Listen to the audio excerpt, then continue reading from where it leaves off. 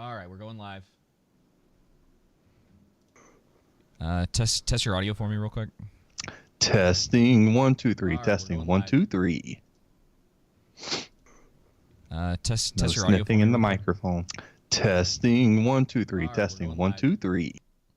All right, it's all good. Do me a favor. I know Jake's in here. Jake, can you make sure that there's no like weird loop back for the audio? It's been a while since we've actually. Man, my brain is kind of mush today. I'm not gonna lie. That's okay. He knows We'll what I get mean. through it. No audio looping. Yeah. Everyone's gonna see all of the stuff all over my background real quick because I forgot to open up Cartwell. We'll forgive you. Oh wait, no, they won't because I put. Hey, look, I'm on your background screen. Do. That can go. It's away. nice actually being able to see you from this end. Yeah.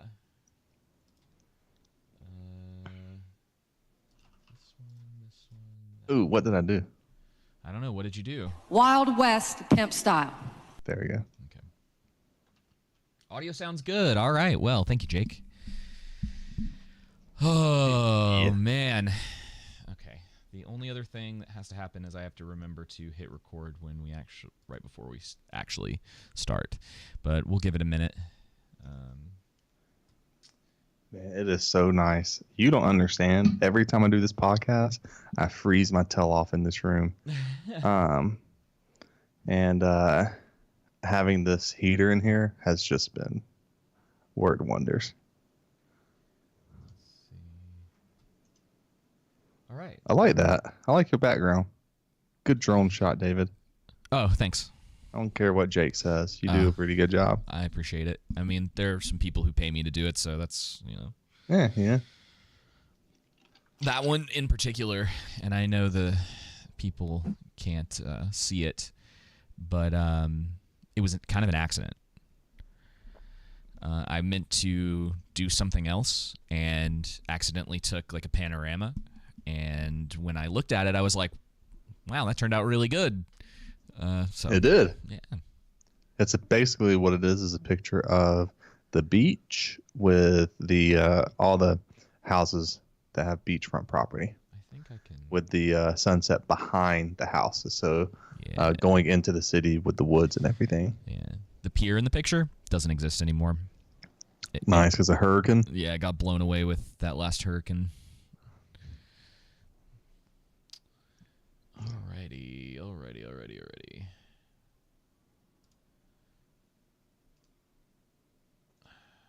Got some interesting topics tonight. Yes. Yeah, it should be good, man.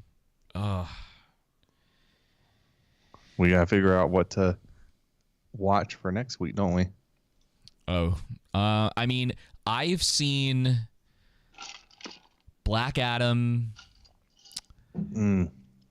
Nope, and Bodies.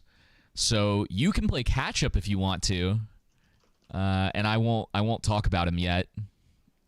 Only one of them is really one of them's kind of worth talking about. Yeah, which one? Black Adam? No, Nope. Bodies. Dude, that movie sucked. Holy. What was dude, the other one you said you watched? Black Adam, Nope, and Bodies. That's it. Yeah. Yeah, maybe we'll watch. Maybe I'll watch Nope. I can send you the link if you want to the thing that I've found Okay. to use, dude. The quality is kind of unreal. Now I don't know how it would work for like currently in theaters Yeah. releases, but everything else. Great and perfect. It's very, very good. I also watched Fat Man with Mel Gibson. Came out a couple of years ago where he's like Santa.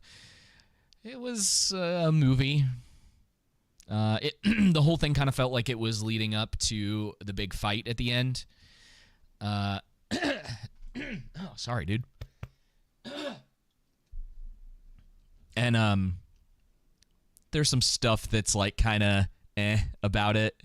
Like kind Right. of the thing that they've been doing a lot where the hero isn't the one who ends up kind of being triumphant at the end. They kind of pull the rug from underneath Mel Gibson's character at the end of that movie quite a bit, and I just found it kind of frustrating.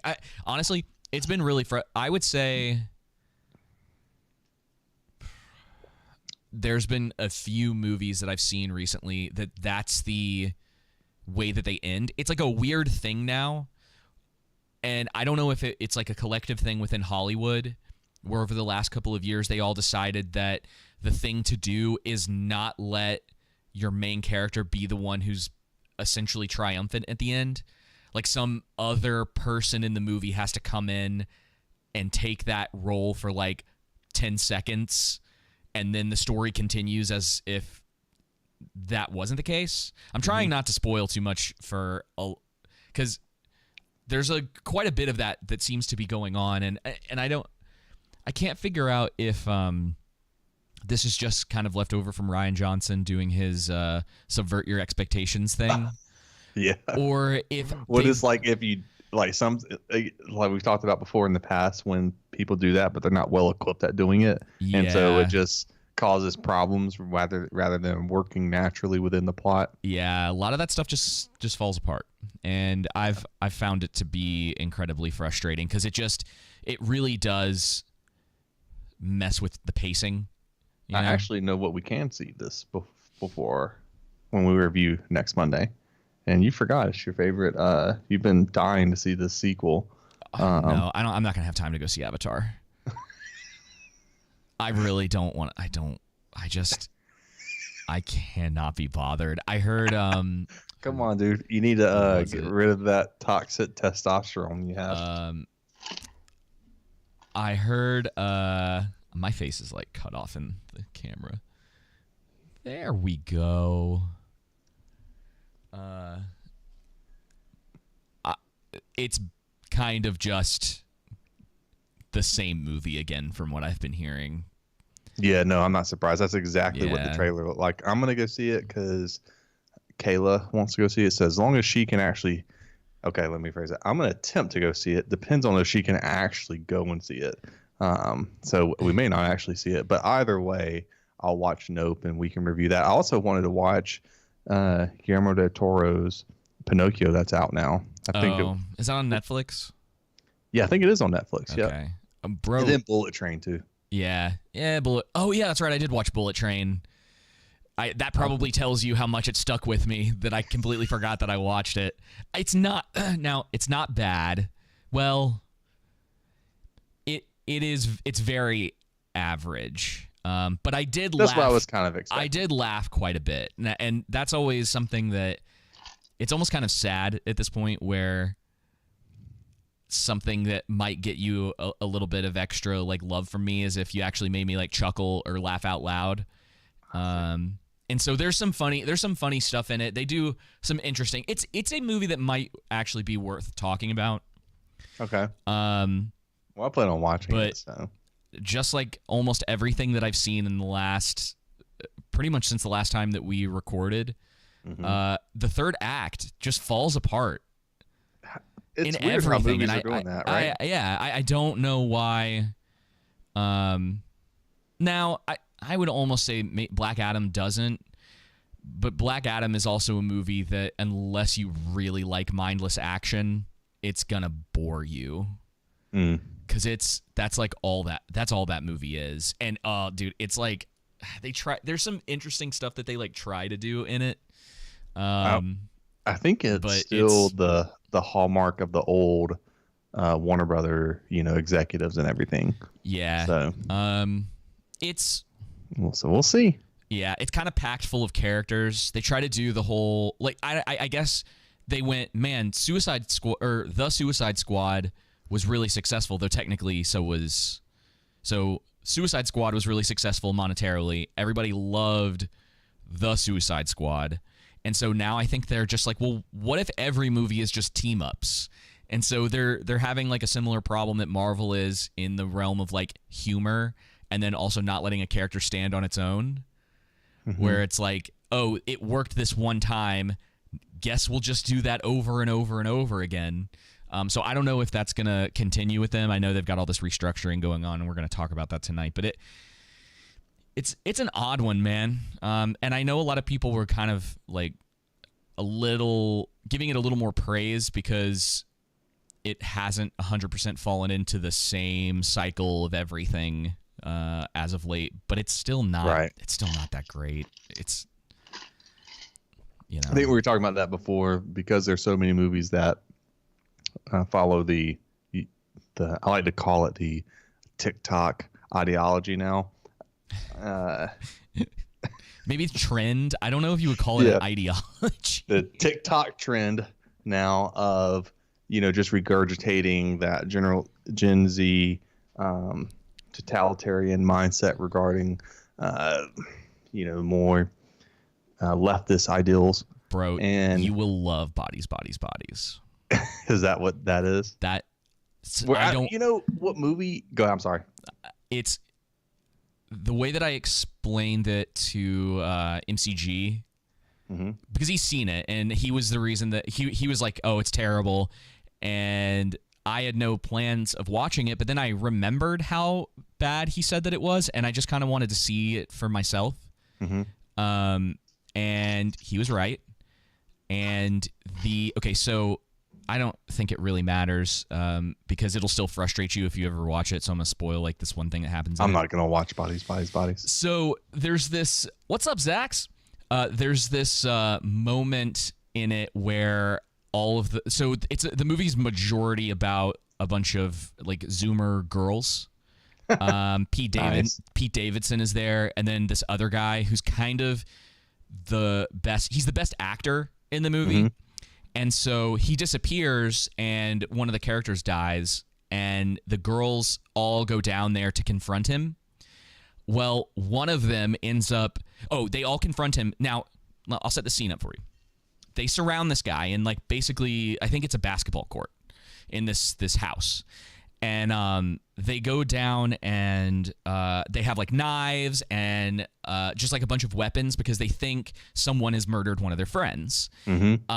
And they surround this guy. Now, mind you, they have no evidence that this guy actually did it. They have like circumstantial stuff. Like they find a map in his bag with the house that they're staying in, like circled. He has like a Bowie knife or whatever. Now, and there's nothing. There's no blood. No, you know what I mean. So all of that's happening, and so they decide to go down and essentially confront him.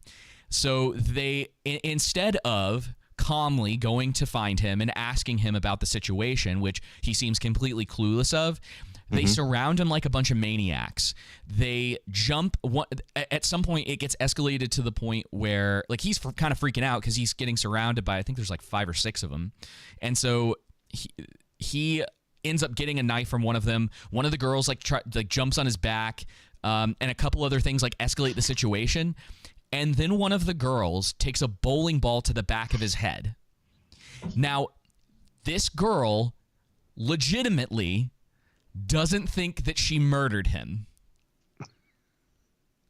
She like they try to justify it like it's not actually what happened, and they're all like, "Oh, yeah, no." And this is where the movie doesn't make sense to me.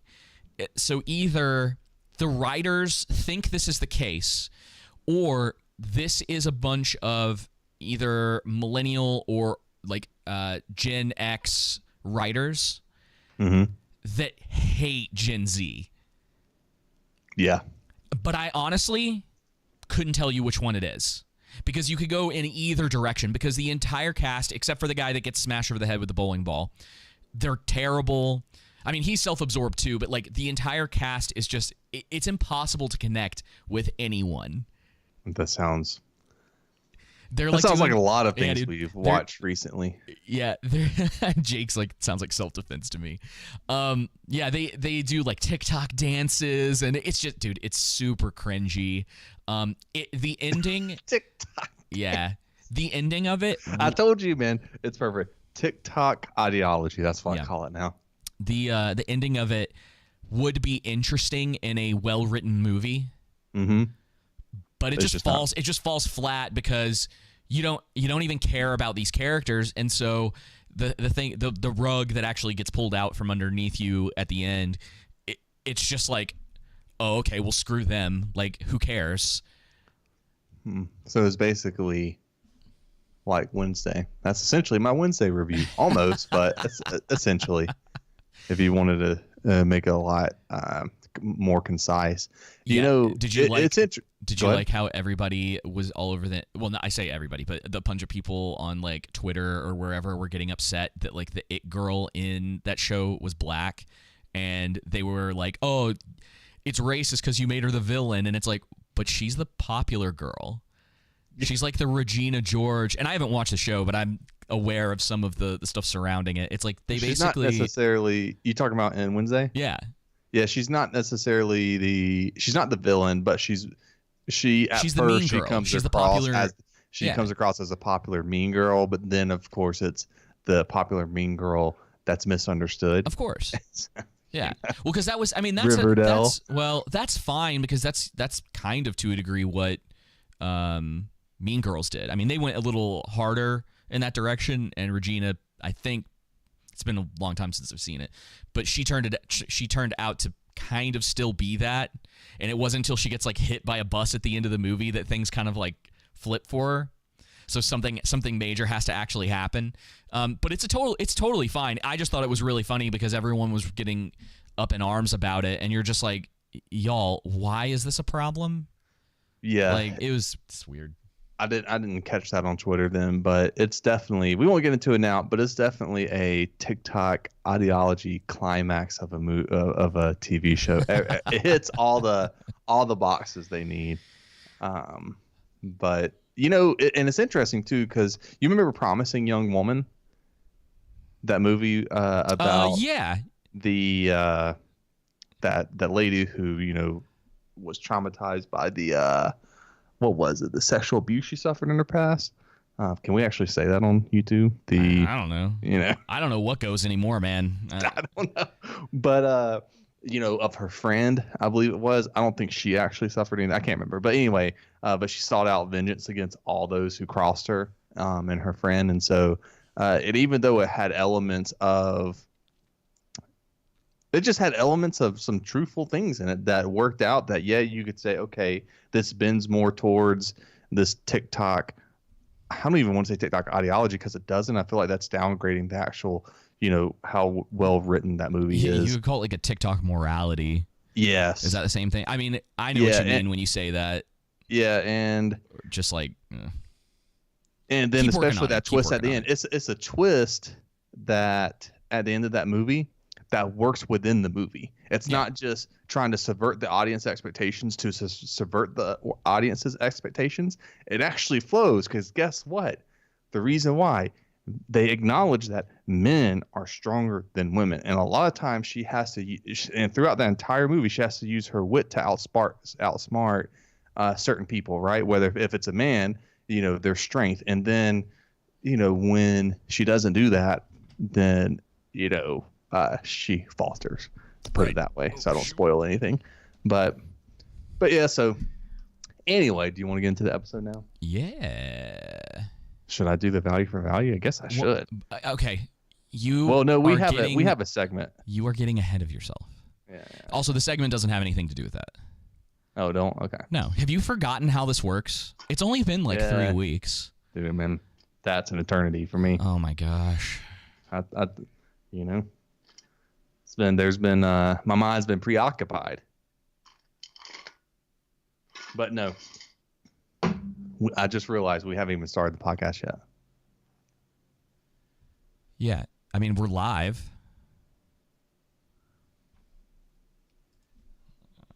Oh, it could be me. Zach says in the troll room. I know, I saw it. Yeah. Jake said if only they acknowledge that men are smarter than women too. Yeah, it's one of those things with the reason why I didn't like Prey as much. I thought it was a great concept of movie, but it just fell in the execution. One of the main things is I was expecting, and I kind of wanted that payoff of the main protagonist, her having to work with her tribe to come and defeat the Predator. And with all of them having to use ingenuity and wit, because it's not like any of those dudes could go up. Right. Well, and that's always the case. And there's been little things here and there where they've shown statistically that women have better aim with firearms than men do. And so it's always bugged me that in these movies where there was one called like something milkshake or whatever that came out not too long ago that was supposed to be like female John Wick. Mm-hmm. And instead of having her be like really good with firearms or whatever, she's like beating up 3 or 4 dudes that at the same time that are twice her size.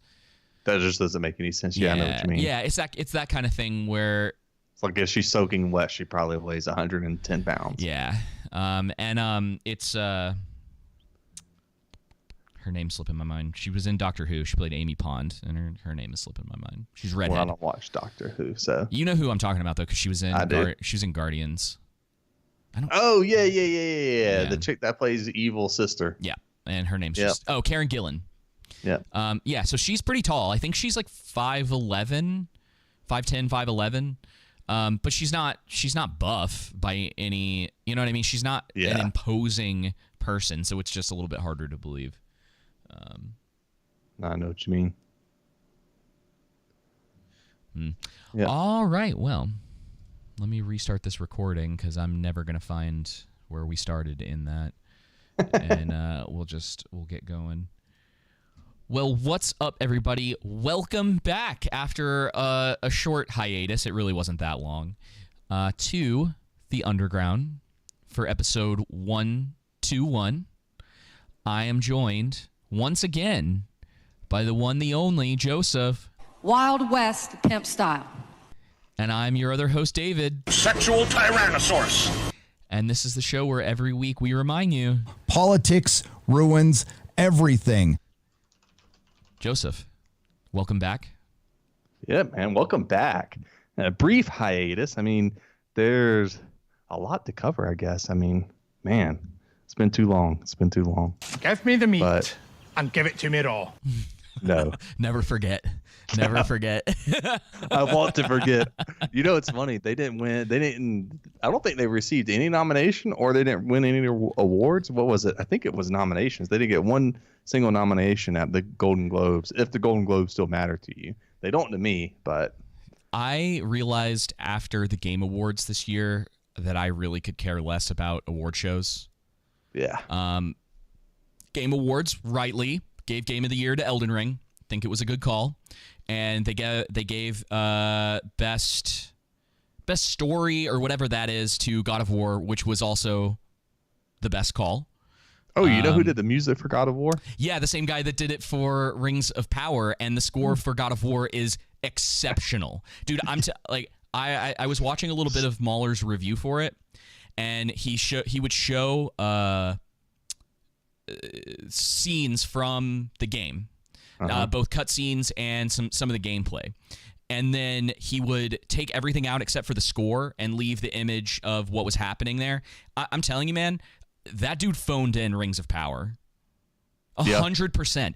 And it's the difference of, because we had talked about this back when we were reviewing it, that it's like, sure, maybe the music sounds nice in Rings of Power, like some of the score isn't like it's not killing your ears, but what really makes a score excellent, what makes it rise above, is when it works with what's actually happening. Yep, when you have when you're able to take characters' themes and put them in and change them just slightly. It's like you still know that that's the theme, and you kind of understand even in the back of your head what's going on. And it rises and falls when it needs to. And we talked about all that in the reviews. But dang, man, the score for God of War Ragnarok is excellent. It's excellent. The guy, it's like he just was so busy working on that. He was like, sure, showrunners for Rings of Power, I'll throw something together for you. What's his name, like Brian McWeary or something like that? I'll look it up real quick. Yeah, I can't quite remember. But yeah, no, definitely the Rings of Power, the score, good, not bad, but it's definitely would have been better had the story been a lot better. And I think that just goes to show you too that what we've said time and time again is that the story, regardless of if it's the cinematography or VFX specifically is what we mentioned, the musical score, whatever, the story can elevate other stuff that maybe that you could overlook because the story or the characters, right, are interesting. Even the plot can have holes in it, but if you have really interesting characters, it can kind of help you to overlook those holes. You know what I mean? Yeah. I mean, it has to be like really good if that's the case. Yeah, it does. I don't mean like major plot holes, right? That are just, okay, that's odd. I'm just talking about small and minor ones. Sure. I'm trying to find that guy, but don't worry about it, because the lovely people need to know about the value for value system. Yes. Well, I just want him to know if he, we don't have the money to pay him, but if he wants to do any kind of musical score for us, Brian. Your mouth is saying things that your check can't cash, my guy. Brian McQuarrie? McQuarrie. Yes. I think that's right, yeah. Yeah. Yeah, no, I can't cash that check. I'm just saying if he wanted to donate to the value for value system, David, come on here, that he could donate his talent and his time or his treasure. And if you're listening right now, you can also donate your time, talent, and treasure. Our value for value system is a listener supported business model where you determine the value of our content and what it's worth. If you feel you're getting value from our content, please consider becoming a supporter by donating to us. Your time, meaning any effort you put into improving or developing our content, talent, any skills you possess that you want to contribute to help develop our platform, and treasure, meaning your money. You can make a one-time donation or a recurring contribution. And speaking of, both Tyler Daniels and John Burke are the producers of this episode. I know we were speaking earlier, but I did see that that both John and Tyler donated prior to our last aired podcast. Oh, so, perfect. Yep. I've verified everything, and just to let the good people know, if you donate to our show and it's under $100, you become a producer, whether if it's a one-time donation or over a period of time. But once it gets above that $100 donation mark, whether if it's accumulative donations or one time, you become an executive producer. If it's above 200, or associate executive producer. If it's above 200, then you get the executive producer credit, and all these credits we will vouch for. Just be sure to include a note in your PayPal donation if you so choose. You can do so.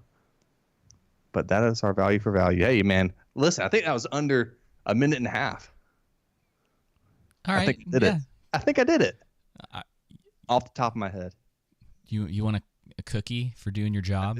I do. I mean, it's been so long to where it's lasted like 3, 4, 5 minutes. And you remember, like, we were talking, I think what was it, like before we went on hiatus, and I think I was telling you, dude, I've been doing these shorts, and I've noticed what you're talking about, man. The value for value system lasts like 3 to 5 minutes, dude. Hey, man, it's all about getting it tight, getting it right. Oh yeah. Yeah. Okay, so I'm calling a quick audible since we're going straight from the value for value system into the show. Mm-hmm. We're gonna do a little segment. I'm only gonna play a little bit of this. Okay. If you have a moment where you want me to stop, one of these days we'll start using Watch Together for stuff like this. But for now, we'll do this because in Watch Together you can also pause the video. Are you doing why value for value is important? Yes. Okay. So I'm going to change the show notes. I'm switching over to starting with that because it makes sense right after the value for value segment.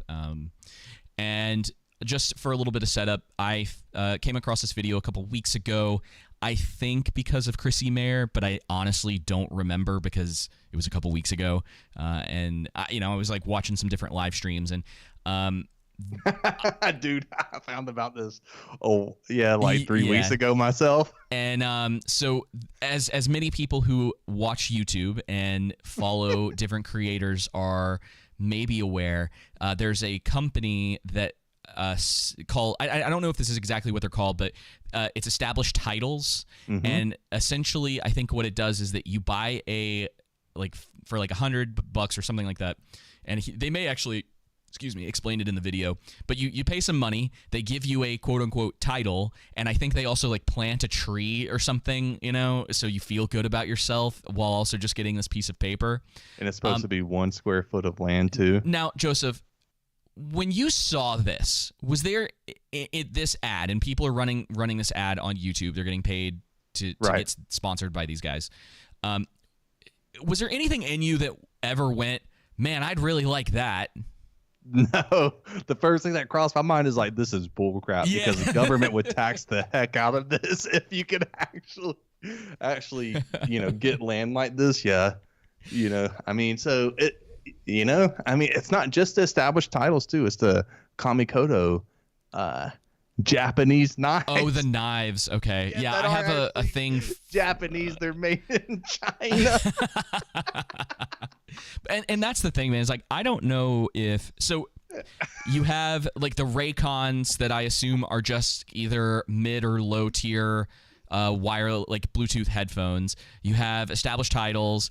You have the Kamikoto knives. You've got Raid Shadow Legends, which is, listen, Raid Shadow Legends, official sponsor of the podcast. Yeah, I think they're a real thing. Shadow Legends. People still are pushing that. I think Ronda Rousey got a character in it. So I don't. It just arm bars everyone every time. Yeah, that one is like a joke, because there was a time where literally everyone on YouTube was sponsored by Raid Shadow. Like, you couldn't watch anyone's videos without getting a Raid Shadow Legends thing. And so shout out to Gundam for still being sponsored by them in particular. It's really funny to me. But one of the reasons I wanted to talk about established titles is because Gundam was one of the people who was sponsored by them. Now, obviously, this is no shade against him or honestly anybody that was selling this stuff. As far as I'm concerned, if you were bought into this whole idea of paying like $100 or whatever it is to buy a title, good on the guys who sold it to you, because they're just they're making money. And if you want to buy a goofy like product like that, listen, hey, it's not their fault. That it's like, if anyone was actually mad about this being a quote-unquote scam, it's like, you know what I mean? I wouldn't say it's a scam. I always viewed it as a novelty thing. You know what I mean? Yeah, like I feel you. It's just not something I would spend money on. Yeah, exactly. Yeah. And I don't think it's necessarily, maybe I'm wrong on this. Anyone else, feel free to disagree with me. I really care less. It's not a hill I'm going to die on. Right. I really don't think it's a scam. I just think it's like I said, novelty item. Yeah, and maybe the whole like now the Kamikoto knives, that's a scam. Yeah, maybe the scam angle is specifically for YouTube clicks. Yeah, because he calls it established title scam, YouTube's biggest con. It may be technically like legally a scam, but I'm like, my whole mindset is, if anybody's actually going to this thinking that they're getting a square foot of land, what the heck are you going to do? Like, even if you got a square foot of land in Scotland, here it is. Are you just gonna like plant some basil there or something? Go take your title there and get a picture on your square foot. That's pretty funny. You know what I mean? Yeah. It's like, no one can be doing this and seriously thinking like, where's my plot of my square foot of land? All right, so I'm going to play a little bit of this. You let me know if you want me to stop anywhere. Okay. And we'll just go from there. If you've watched a video from Graham Stephan, some ordinary gamers, or the Quartering in the past year, you've probably seen a sponsorship from the company Established Titles. Now, despite glowing reviews from some of YouTube's largest and most trusted...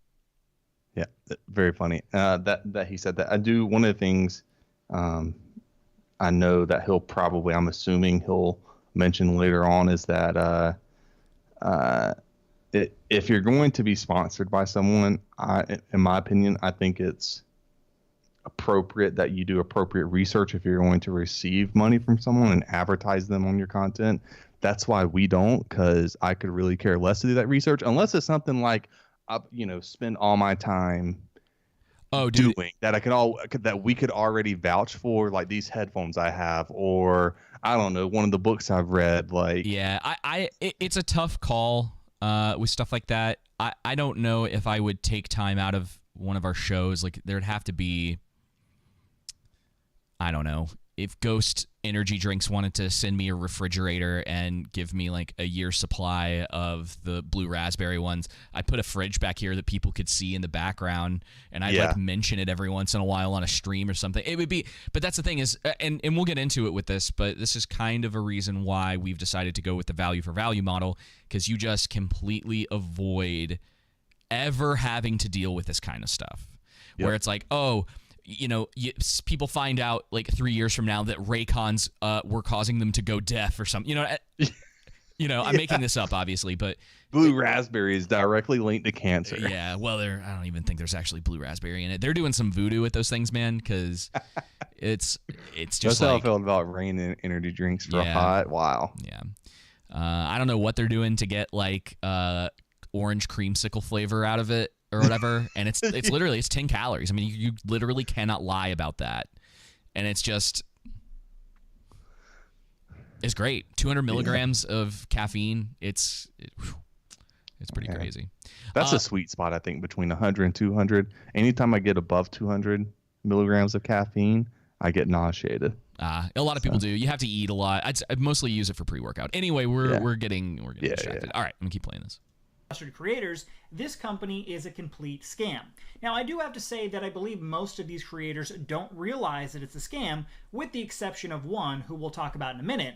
But that does not get these guys off the hook, and they need to do more quartering on a sponsor. Okay, so this is a problem I have with the video in particular, where this guy, I would disagree with this guy.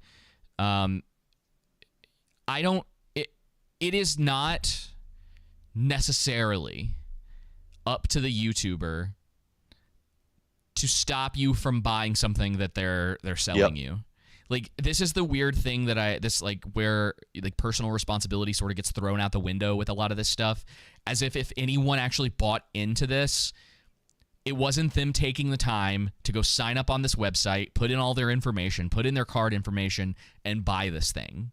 Yeah. The only person you really have to blame is yourself. Now, is it a little bit scummy, like if you did false advertising on it? Sure, but that was never the intention that I got. It's like, oh, this just seems like a waste of money to me. Yeah, you know what I mean. And you should always do your own research when you're going to buy something. It's not, again, when it comes on YouTube, you know what I mean. If you're just taking any content creator's advice on something and not doing your own research, whether if it's tertiary or extensive, then it falls back on you. And I do agree. I think he's trying to place the blame on the YouTubers, and I think to an extent, if you're going to sponsor something or advertise something,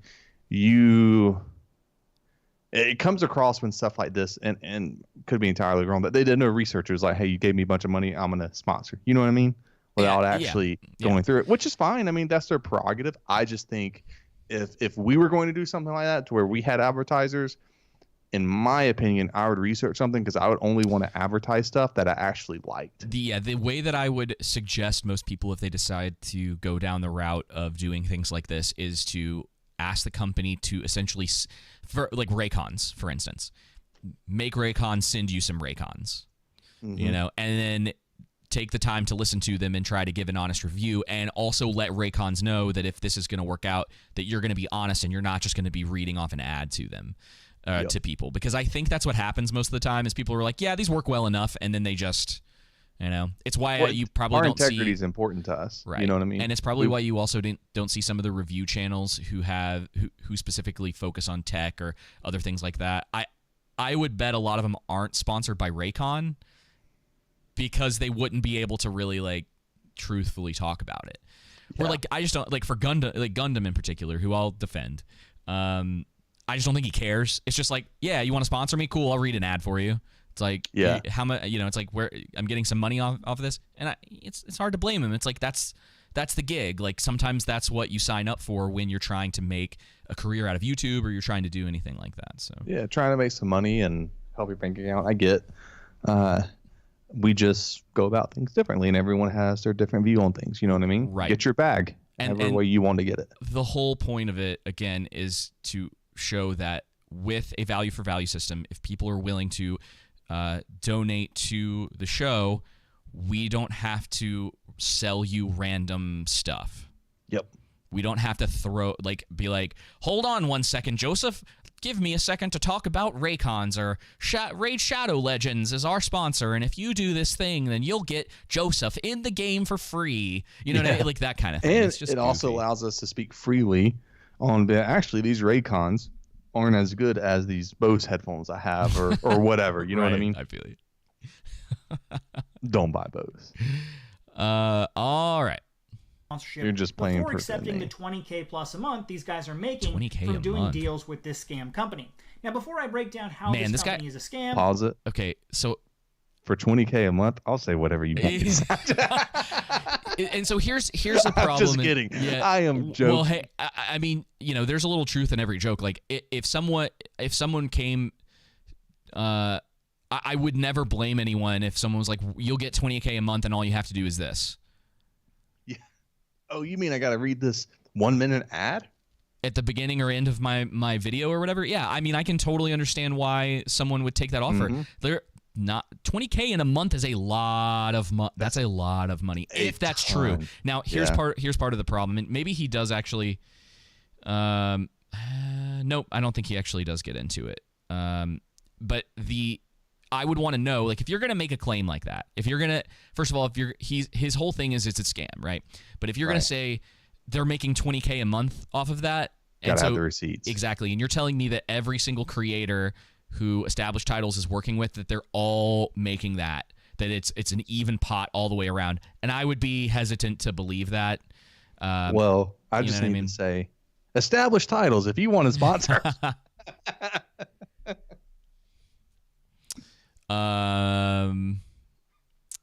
You can become a Lord or Lady. Jake in the troll room was also asking. He wonders if Lord of War will get a sequel, and I hope so. I think it'd be really funny. Man, so much happened while we were away. I know, dude. It's crazy. All right. Twitter's I'm going to let these creators in a montage of clips explain what the company wants you to believe they are doing. All thanks to our sponsor, Established Titles. Their project based on the historic Scottish custom where landowners are referred to as lords or ladies in English. And that means as of today, that's right, I'm officially a lord. Better than that is to give those fun, tangible assets as gifts for the upcoming holidays. And thanks to today's sponsor, Established Titles. Okay, you get the point of that. Yeah. The first issue is the most fundamental, and that is the fact that when you buy one of their 1 square foot plots of land in Scotland, you aren't actually buying any land at all. $138, so I was off. It's a gag gift known as a souvenir. 1 square foot of land. I'll go back to that, see if I can get that. Anybody who fell for that, listen. You're kind, man. I'm telling you, you're kind of. Oh, I was born at night, listen, but I wasn't born last night. For an extra $160, you can get 5 square feet, and for 10 square feet, it's an extra $300. So you can get more than 1 square foot if you decide to. Would you? And honestly, that's where maybe the kind of scammy nature of it. Yep. You know what I mean? I might be able. Do you want us to print your certificate? Yes, for an extra $30. Would you like us to frame your certificate for an extra $60? So you could spend nearly $400? Yeah, like if you got top of the line, it'd be probably a little over $400 with tax. And if you got top of the line, you get a plot number. But like, here's the thing: why would I buy 10 square feet of land if I'm not going to actually go there and utilize it? I just had this thought. Okay. So, and we'll have to talk about this, but we'll pause in the middle of this for a second. I think it would be hysterical if we got to a point. You know how Adam and John have knighting ceremonies or they have knights and dames. What if when we finally kind of figure that out, we copy them? We do exactly what Established Titles did, and we just own the meme of that, and it's like, hey, you've donated, and then so you get your name on a thing, yeah. And a fake plot of land too. We just send them the cheapest turf. Like you know how they have Home Depot, we have a Menards here, and they have you go to the land, the home goods section, the land section or whatnot, whatever section it's called, and they have those fake artificial turf, and we just send people, the 1 square foot of fake artificial turf. That would get expensive, but it'd be really funny to print off. It would be hilarious. It would be really funny to print off papers for people to like frame. That's like. It says like producer or whatever, and it has their whatever title that they want specifically.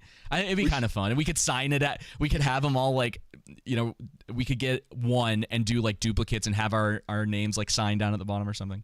Yeah, I don't know. It'd be funny. Maybe one day. It'd be hilarious. It'd be hilarious too. Like if they got above that like $500 or $1,000 mark, we go and get the like 1 square foot of like the cheapest armor. Some sod. Yeah. We just go send them some dirt. Just a little bit of dirt.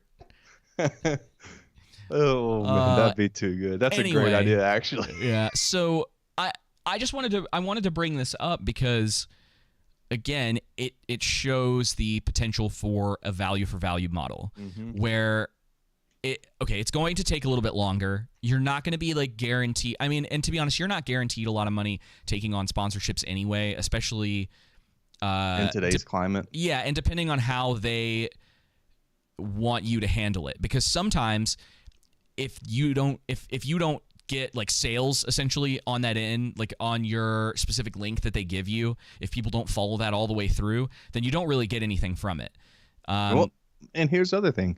If you say something they don't like, they might pull that money. Yeah. Yep. And get rid of you. It's the same thing. The reason why we are so adamant about the value for value system, it's a way for us to decentralize from YouTube, right? And from all these big companies, and to just be listener supported. We are only beholden to you. That way, if YouTube gets mad at us or anyone else gets mad at us, if we had sponsors, we don't have to worry about their money. All we have to do is worry about making quality content for you guys. And if our listeners, when that, value comes in for us, it increases the quality of the product. Yep. And they get to be a part of it. It's, it's you guys that make us. Mm-hmm. So, yeah. All right, so we're going to go ahead and move on from this and get into some other news. This came on my radar a couple days ago. Yeah. Wonder Woman 1984 sequel on ice, potential Man of Steel in jeopardy as Warner Bros. Considers major DC reboot. And James Gunn came out today and said that that's not true. At least what specific, the reboot? With like at least with, I don't think they're going to do like a full-on reboot, maybe a soft reboot, but who knows? Dude, I mean, I think they should just full-on reboot. I agree. I don't think that they necessarily have to get rid of actors if the actors want to stay. Yeah. But I think you have some sort of big press conference type deal. You have whoever is now going to be leading the DC cinematic universe, whatever they're going to end up calling it. And you tell everyone, look, this is what we're doing going forward. We are starting from scratch. You're going to get Superman. You're going to get Batman. Whatever their plan is, right? Right. Leading up, I guess, to Justice League. I mean, it's going to be tough for them because they've been so all over the place for the last like 5 years. I mean, we've gotten a lot of content from them, but it's not exactly been great. It's going to come down to, as it always does, the writing. I think if they can keep Henry Cavill as Superman and reboot it, just go ahead and reboot it, right? Or maybe you do a Man of Steel 2. That's a reboot somehow. Just can't call it that. Yeah. But Superman I think Reborn. You could keep, I don't know. what's his name? Jason Momoa. I think you could keep him not as Aquaman, recast him as a different one. That you're running into trouble already, man. That's where you run into trouble because you can't just switch people over into a new role. Yeah. It's just hard. They should what they should do is they should just have Henry Cavill play everybody, including Wonder Woman. Dude, like Jason Momoa, great actor, and it's not like he did a bad job playing Aquaman. It's just, I don't know. He just never seemed to fit it for me. Joseph just wants his Aryan Aquaman.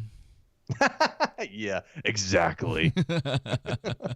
Dude, Aquaman's just lame. That's one of the reasons I appreciated at least what Jason Momoa was bringing to the character. Yes. Because he's been so lame for so long. They did a pretty good job with him in the Injustice games, making him pretty cool, and like he's like, people are getting eaten by sharks and stuff like that. That was cool. But just make Kanye Aquaman. Oh no.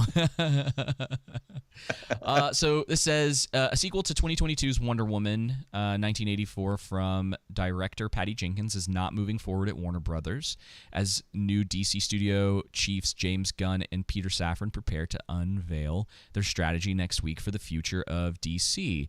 So when we say next week, this was December 7th. Okay. So we're a couple this still hasn't quite happened, so we're still well within this time period. I think that's a good thing because 1984 wasn't a good movie, and I think the first one, so bad, everyone raved about it when it came out. I just thought it was a solid like B+ movie. Yeah, I was going to put it has a quick not, rating on it. It has not. I don't think it's going to stand the test of time. Yeah, and it hasn't held up for me either. Because all it took, man, is some people pointing out these weird things that happen in it, like her taking a. So, I get a little confused about with the writing in that movie because they make like this moral judgment about World War I, and Wonder Woman like doesn't ever ask why the Brits are like fighting the Germans in World War I, right? They just go, well, this side had gas and they were doing experiments and they were borderline trying to and they were trying to borderline push it into like we just didn't want to do World War II for whatever reason, and that might be comic book accuracy stuff, whatever, but that's kind of what it felt like. And so if you really think about it, Wonder Woman was like murdering German conscripts. Like if you think about All Quiet on the Western Front and like all those kids who were sent to the front lines who were basically lied to about why they were there, and all of a sudden this superhuman woman comes through and just starts murdering all of them. But hey, it looked cool. So there's some other stuff with that and the way they, that was back in that era where the third act was always just a giant CG fest. And it's pretty goofy. Better than the freaking 3D crap we went through in the but that was still part of it, man. 3D was still going on, wasn't it? Yeah, that's a terrible time period for cinema. Also, I know that what's her face, Gal Gadot. She's not a good actress. People just know she's just attractive. That's all it is. Yeah. There's some. She's not a very good actress. Also, man, she's not at all. I thought they, what's a polite way to say this? Brick of wood, block of wood. That's it. A block of wood. That's the nicest way. Because she just stale performances. Now, I'm not sitting here saying I could be better than her. Obviously, it's just I can't connect with the character. It's very. What's the word I'm looking for? There's no complexity. There's no depth. She kind of gets led around in her movies all the time. So you have that in. You know what I mean? No, I don't. You're just making weird. Well, it's very cookie cutter. Is that what cookie cutter means? Yeah, like, oh, hey, I'm gonna do the right thing, and hey, we are friends. For those of you listening, help friends out. Those of you listening to the podcast, Joseph is like moving his arms back and forth. You ever seen those old cartoons like that? I guess. And then not to mention in 1984, she sleeps with a man without his consent while being possessed by another man. Oh yeah. And no one was like, "Oh yeah." I thought that was weird. I remember watching that. That just got by all of the producers, by the editors. No one was like, "Hey Patty, can we talk about this for a second?" You know what I mean? We gotta cut this. It's not okay. All right. So it says, according to a studio insider, after Jenkins submitted a treatment for the third Wonder Woman, she was informed by studio leadership that it did not mesh with Gunn and Safran's emerging plans for the DC Universe, and the studio would not make the project. Curiously, on Monday, Wonder Woman star Gal Gadot posted to social media that she was so grateful for the opportunity to play such an incredible, iconic character, and that she can't wait to share her next chapter with you, sparking widespread speculation as to what the next chapter would be. I imagine they won't get rid of her. I mean, look, I know we were ragging on Gal Gadot, but she, at least look-wise, looks like Wonder Woman. Yeah, it's very believable. It's the acting chops. Yes, they just need to sit her down and help her with her accent just a little bit more. Let's see. So it goes on. They talk about Man of Steel, Black Adam. Now Cavill and Johnson's future with DC is an open question, even though Cavill's was for a really long time. Originally, this was not the plan. Remember, they were going to do I think Ta-Nehisi Coates or someone was writing the script for a Superman movie, and everyone's like, oh no, what are they doing? So I guess he's back. We've talked about the Witcher stuff and all the drama that was going on around that. That petition's almost at 300K. Not that it's going to matter, because I think they came out recently, and Lauren Histrich, she said, please, everyone, continue to watch The Witcher, because Blood Origin and the future of The Witcher depends on you continuing to watch our show. It's like, dude, yikes. She didn't give one solid reason on why to watch it. Not because the story's good, nothing that, this character's great, it's faithful to the source material. No solid, legitimate reason. Just, hey, so I can still have a job. Please watch the show. This was the woman, and I'm pretty sure, because we played this in an episode last year where she was talking about how essentially she was going to just stay with The Witcher and then retire afterwards. I think she said something like, oh yeah, we'll get 9 seasons, and then after that, I'll probably be done in the industry. Oh man, it's so funny.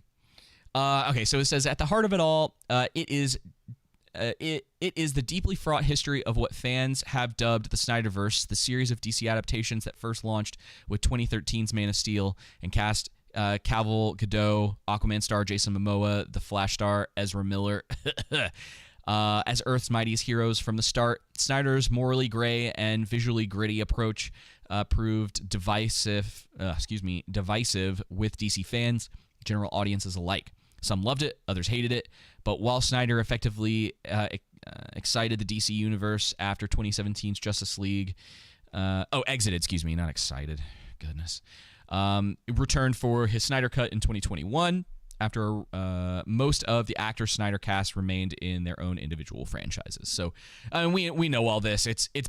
We're basically at this point where everything's up in the air, and by next week we may actually have some potential news about what they're planning to do going forward.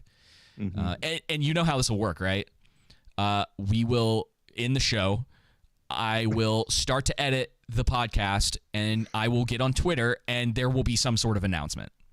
More than likely, that's what's going to happen. Well, just so you know, because I know that's how it happens. I know it's going to be when we get off the show, but at least while we're on the show, I have Twitter entertainment section pulled up, and I'm just refreshing every 15 minutes or so just to make sure James Gunn isn't coming out and dropping some hot news, because that's how it happens for us. All right. Well, are you ready for some news, some interesting revelations that I wasn't aware of, had no idea about this information until a couple of days ago. Are you ready?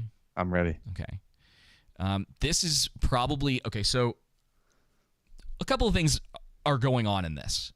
MSNBC is stealing our bit, first of all, and you'll see why in a minute. And not just our bit, a lot of people, but this is our show, so that's what we're talking about. And Jennifer Lawrence, who hasn't really been doing a whole lot of acting in the last few years. Joseph, are you aware why she semi-retired from acting? Was it something to do with Harvey Weinstein? Not exactly. Okay, she had a personal reason for something she wanted to go do. I don't know. You want to take a guess? She's an actress in Hollywood. she's leaving her acting career to go do something go specific. Fight climate change. Almost activism. That was her reason.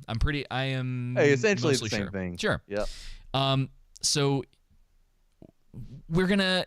She had to go fight climate change on her private jet. So she has to sits fly down everywhere, David. Come on. So I can't remember how far I am into the report part of this, but essentially Jennifer Lawrence and Viola Davis of The Woman King, a very popular movie that came out recently, were sitting down together, and Jennifer had something she wanted to let Viola know. Which is, hang on, I just want to say something.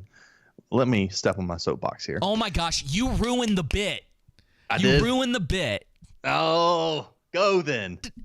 You're going to go into it and you're like, hold on, let me pause everything. No, well, I was going to say is that like so many people went in on The Woman King not being historically accurate. And I'm like, when is a Hollywood movie ever historically accurate? Yeah, you're right. But you do understand that what they did with yes, the historical I understand they just completely right? Yeah. Oh, I know. They changed it and twisted it. You're not wrong. But like, this is like a level. This is well, maybe not quite to that extent, but this is them taking a historical event and trying to make the people who are doing incredibly immoral things into the heroes, right? Yeah, I know. You know what? It's a bit different. That's the problem. It's not like with The Patriot, where like that's a little bit off. And even, I mean, you could probably even say it's not on the same level of Braveheart, even though William Wallace wasn't necessarily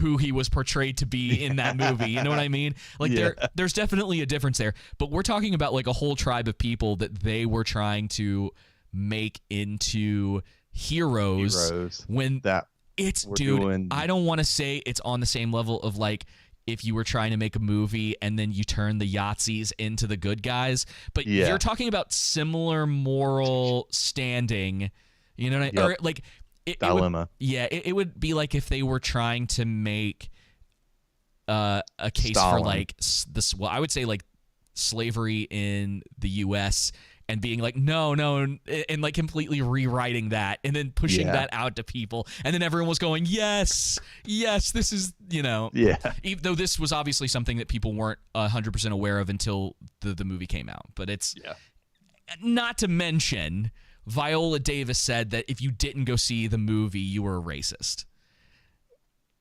So, it's like, it's different. No, like I don't think someone can send me that clip if it exists, but I don't think like Mel Gibson when The Patriot came out was saying like, you're not an American if you don't go see my movie. He said a lot of other things that he probably shouldn't have said. Say a lot of other things. But I don't think that was one that would be really funny if that clip did exist. Someone send it to me if it's real.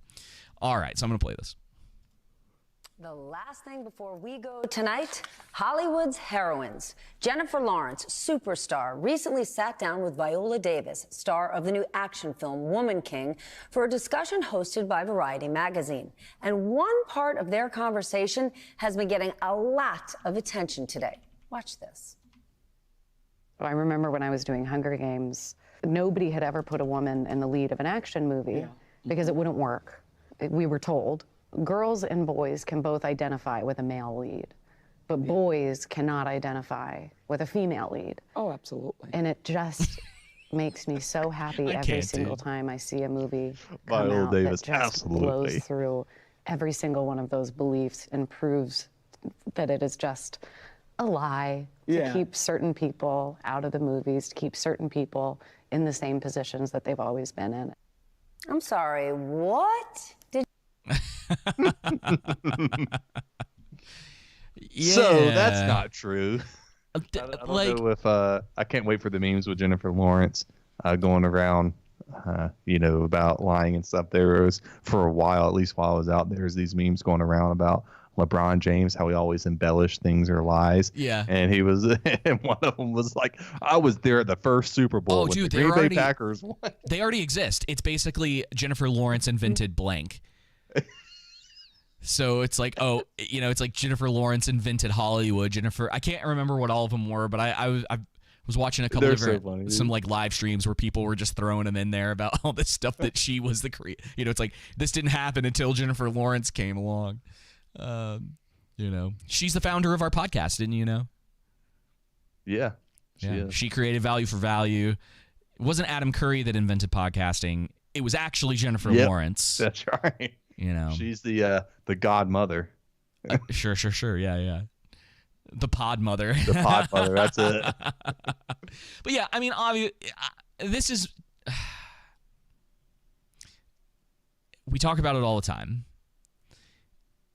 And I think it hits home even more specifically with Jennifer Lawrence, because I think she's just completely outside not only of Hollywood at this point, but of just normal people.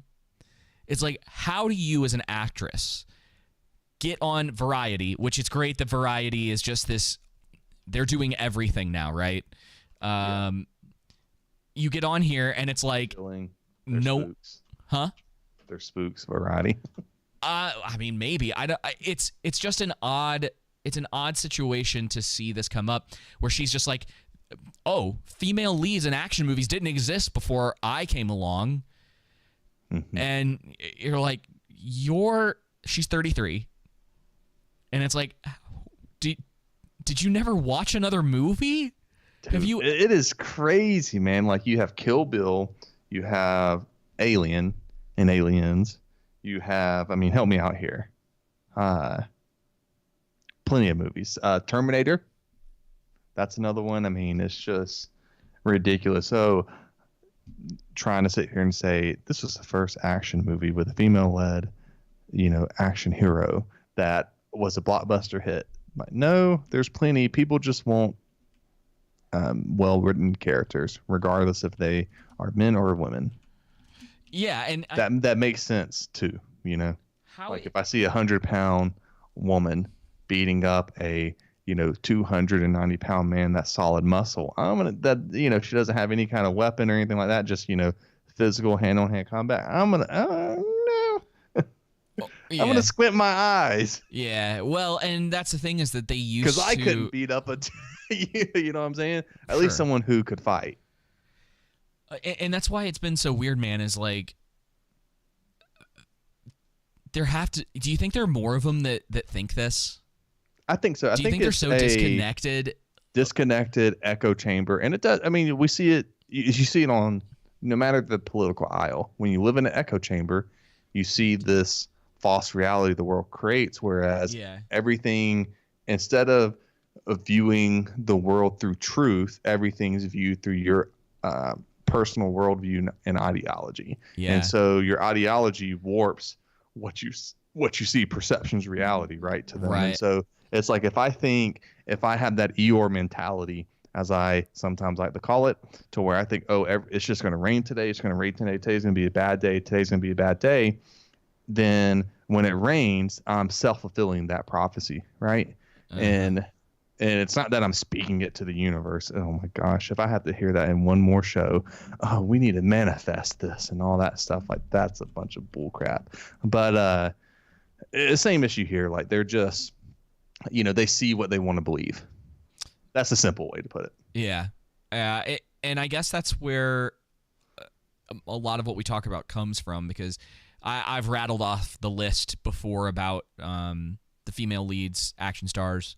The first comment on here is about Linda Hamilton as Sarah Connor in Terminator 1 and 2, and more 2 than 1 because she was sort of the damsel in the first one. But she's also the damsel that has a switch halfway through, or really more towards the it's not quite halfway, but there is a switch in the movie before the third act where she goes from being completely helpless to fighting back.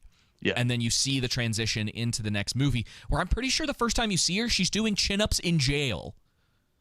It's like there's some scenes of her where she's like loading an M6. I'm assuming it's M16. I think it was fully auto in that. And she's like smoking a cigarette, like loading up this gun to go fight the T1000. Sorry guys, It's been a while. To go fight the Liquid Terminator in Terminator 2. Yeah. T-1000? Maybe. I don't know, but I think, it's just her being hyperbolic, and I think just, again, seeing what she wants to believe. I think that's it. And Viola Davis over there being like, yeah, there definitely weren't. I mean, who is having honest conversations in California at their level? Yeah. I was right, by the way. It was the T-1000. Thank you, Troll Room. But that's why they exist. I'm not surprised, as I like to say. Well, speaking of actors, I think something else that I can't remember if we ever talked about it on the show, but I distinctly remember having a phone call conversation with you because I can see it clear as day when we were having this, and I don't think Rings of Power was over yet. We may have talked about this on the show. I think we did, but I can't recall because we talked about a lot of things with that. But one of the things that you and I had talked about in one form or another was that as this show started doing worse and worse, and as time went on, people who were acting in the show were probably going to take a look at the next 5 to 8 years and ask themselves, do I want to be tied down to the Rings of Power for that long? And I was telling you, I think actors were going to start dropping out. Yep. Well, do you want to read the tweet? Yeah, I'll read it since I sent it to you. Now, who is this? So, Joseph Mowley, who plays Adar, probably the most interesting character in the story. Again, not that there's a high bar, but I think would you say he was the most interesting character? I liked him in Game of Thrones. Well, he is leaving the Rings of Power. And so he says, I loved my time exploring Middle Earth and diving into Tolkien's mythology. I'm so honored that the character was liked. He cared deeply about telling you his story. Though as an actor, it remains my wish, my job description, to explore new characters and worlds. Though as an actor, it remains my wish, my job description, maybe he meant to put is to explore new characters and worlds. Wishing all the best to cast and crew for season 2. I'll be cheering you on from the sidelines. Which basically was him saying, this show sucks. I'm not going to be tied down to it for longer than one season. Yeah, Peace. This is the same thing that when Henry Cavill was asked what he thought about Rings of Power, and he was basically like, oh, well, he said it looks nice, and I like that more for Clark girl or whatever. and he's like, let's move. Like he just doesn't want to talk about it. I think that's really funny. Yeah. So he's done. I don't know for certain, but he was one of the most recognizable people in the show. Mm-hmm. One of the big stars that they pronounced because of his Game of Thrones time. Yeah. Now, I wonder if we'll ever, this will probably be 10 years down the line, maybe longer. But I wonder if after all of this is said and done, if any of the actors will eventually come out and be like, y'all were right. And because you gotta wonder, you gotta wonder if any of them have seen like one of Gary's videos or like someone who has done a video out there, and they saw all the stuff they were talking about. And we're talking about the people who were being reasonable when trying to react to this stuff. I don't think we'll ever talk about it, but man, I'll tell you more about it after the show. And anyone who's interested can go look up EFAP's most recent video where they're doing a bad take on God of War Ragnarok. And this is the kind of guy like I would be terrified of turning into.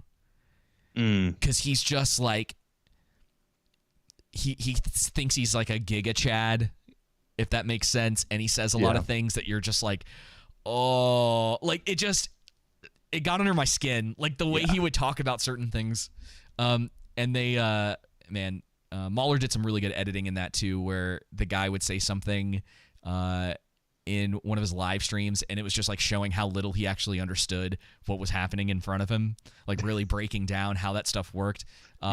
It's wonderful. But yeah, it freaked me out. But like, yeah, I just wonder if some of the actors have potentially taken to heart the things that were said about this, because they are trying to get out. I'm kind of surprised if Amazon doesn't clean house. I'm kind of surprised with that, because I would imagine at some point you just have to look at the money line and be like, you know, suck up some pride and maybe there's a more less divisive way to do it, and you know, you kind of, you know, demote people without quote unquote firing them, but they're essentially fired. Man, I would get out before it was too late at this point. I mean, listen, you can get That's what you get when you hire activists, dude. Yeah. And then you can't get rid of them. Well, it's kind of like the problem Netflix is in with The Witcher, whereas the most logical solution for Amazon and for Netflix is to fire the showrunners and the writers just completely. Them, right? You don't even have to fire anybody else. The main ones to fire would be them, and Lindsay Wepper, the producer. You know, the producers involved with executive producers actually had an input, because again, some other ones are just a lot of producers and executive producers just responsible for raising the finances, right? Mm-hmm. And then Jennifer Salk as well, you know, firing them. And so it's clear, man. We talk about this. I feel too often are we talking about how you know, showrunners and writers don't understand the core of the material, the original core of what they're working with. And so then it leads to something that's completely far off, where it's like, you could have just created your own thing if you're going to do that. Why are you using this? Of course, we all know why, because it's easier to pitch a known IP and it has an established fan base than trying to create your own original story. Yeah. That actually requires hard work and dedication. Yeah. Well, I mean, you watched this and I didn't. I just saw a video of someone talking about it, that School for Good and Evil. Didn't you say you watched that? Yeah. You did see it. So, I mean, a total ripoff of Harry Potter, right? But technically you could call it original. I mean, it's not. I don't think it's an IP from something else. I think someone wrote the script for that, came up with the idea of that world. I mean, again, very clearly inspired by Harry Potter, but they try to take their own twist on it, and people, no matter what we think, people seem to like it. It seemed to be pretty popular. That's not a movie written. I mean, look, there's one thing too, I think, realizing, even with my review of Wednesday, I admit, like, hey, this isn't a movie that I'm the target audience for. Okay. Yes. Right. Okay. But it still doesn't mean that it shouldn't have good writing, like we talked about before. Even if it's a kid show, it should still have good writing. You know, of course, I'm going to judge Wednesday in a similar way, but also in a different way from The Rings of Power, because I'm going to hold that up to a higher regard because of who J.R.R. Tolkien with. Yeah. I don't. There's more room with something like Wednesday to try new things. Yep. Because it's not like the established lore for the Addams Family is deep. Yeah. You know? So. Yeah. Anyway, we can move on to this next thing. Tell us, Joseph, about House of the Dragon. And so all those reports about how, when we were watching House of the Dragon, I don't know if you remember how The Rings of Power was ahead of House of Dragon, and we both knew that was bullcrap. Not only has The Rings of Power fallen out completely of the top 10, which they needed, just so people know, in order for it to be a success, they needed The Rings of Power to stay in the top 10 of Nielsen's charts for as long as this past season of Stranger Things was on. They needed it to be the best success they've ever had with any original programming on Prime Video, and including the other streams too, right? And so, I mean, at the time, I don't have it pulled up now, but at the time, I mean, they were losing out to the school of Good and Evil, Game of Thrones. I mean, just like things that have been out for a while and that, that they should be beating by a wide margin. So yeah, they've completely have fallen out of the top 10. And House of the Dragon, on the meanwhile, as of the date of this article, November 17th, the finale week crossed 1 billion minutes. I don't necessarily enjoy how they calculate this stuff now. Yeah, it doesn't it always seem off? Yeah, because they'll go from hours to minutes if it's not as successful of a show. I know people have to report about this stuff, or I mean, it is worthwhile to try to wrap your mind around it. Sometimes I have a hard time wanting to fully believe the numbers that are coming out about certain things, and you wonder if, well, is there like a narrative within this? Like, is there like a political game that's going on even within the numbers for like views or hours watched, or you know what I mean? Well, it's kind of like the box office now. Movie tickets are more expensive than they were 10 years ago. And so, like you could have, I don't know, Black Panther, highest grossing movie. And I'm like, well, yeah, movie tickets are $15 now versus, 5 years ago they were $10 or whatnot. I'm just throwing, a hypothetical out there. Right. And so that's kind of the things they finagle things to make things seem more successful than they actually are. It's like when we talked about this a while, like this was a story from a while back where they were saying that the number of attacks on Asians went up like, wasn't it like 10,000%? It was some insane percentage, and it turned out it went from like 10 to 20, but they, instead of going, I think it was like 10 to 12 or 10 to 13. Yeah, it was this. It wasn't this. I mean, obviously it was bad, but they used a different number to make it seem significantly worse than it was. Yeah. And so I think that's something that everyone always has to remember, even when we're just talking about the entertainment world, that it's like they might be manipulating numbers specifically to get people behind things, which we know that's the case for what Amazon did with their own shows because of reviews and watch hours, and then and from what people were reporting, the way that they were starting episodes of Rings of Power on people's there was like all sorts of weird stuff that was going on where trying to get the double view where there would be a pop-up. Yeah, that's what it was. Yeah, just really weird things that they were trying to pull. And so this is the stuff you got to remember. It's not, the stuff doesn't just happen accidentally. Like, these things are put in place to try to make things look better, and that's what they were trying to do. And it's why one of the things that we started talking about when Rings of Power came out is a show that cost them $1 billion essentially. Is it okay for that show to only have a 3-star rating on Amazon? Is it okay for it to be an average show when it cost $1 billion to make? And the answer probably should be no.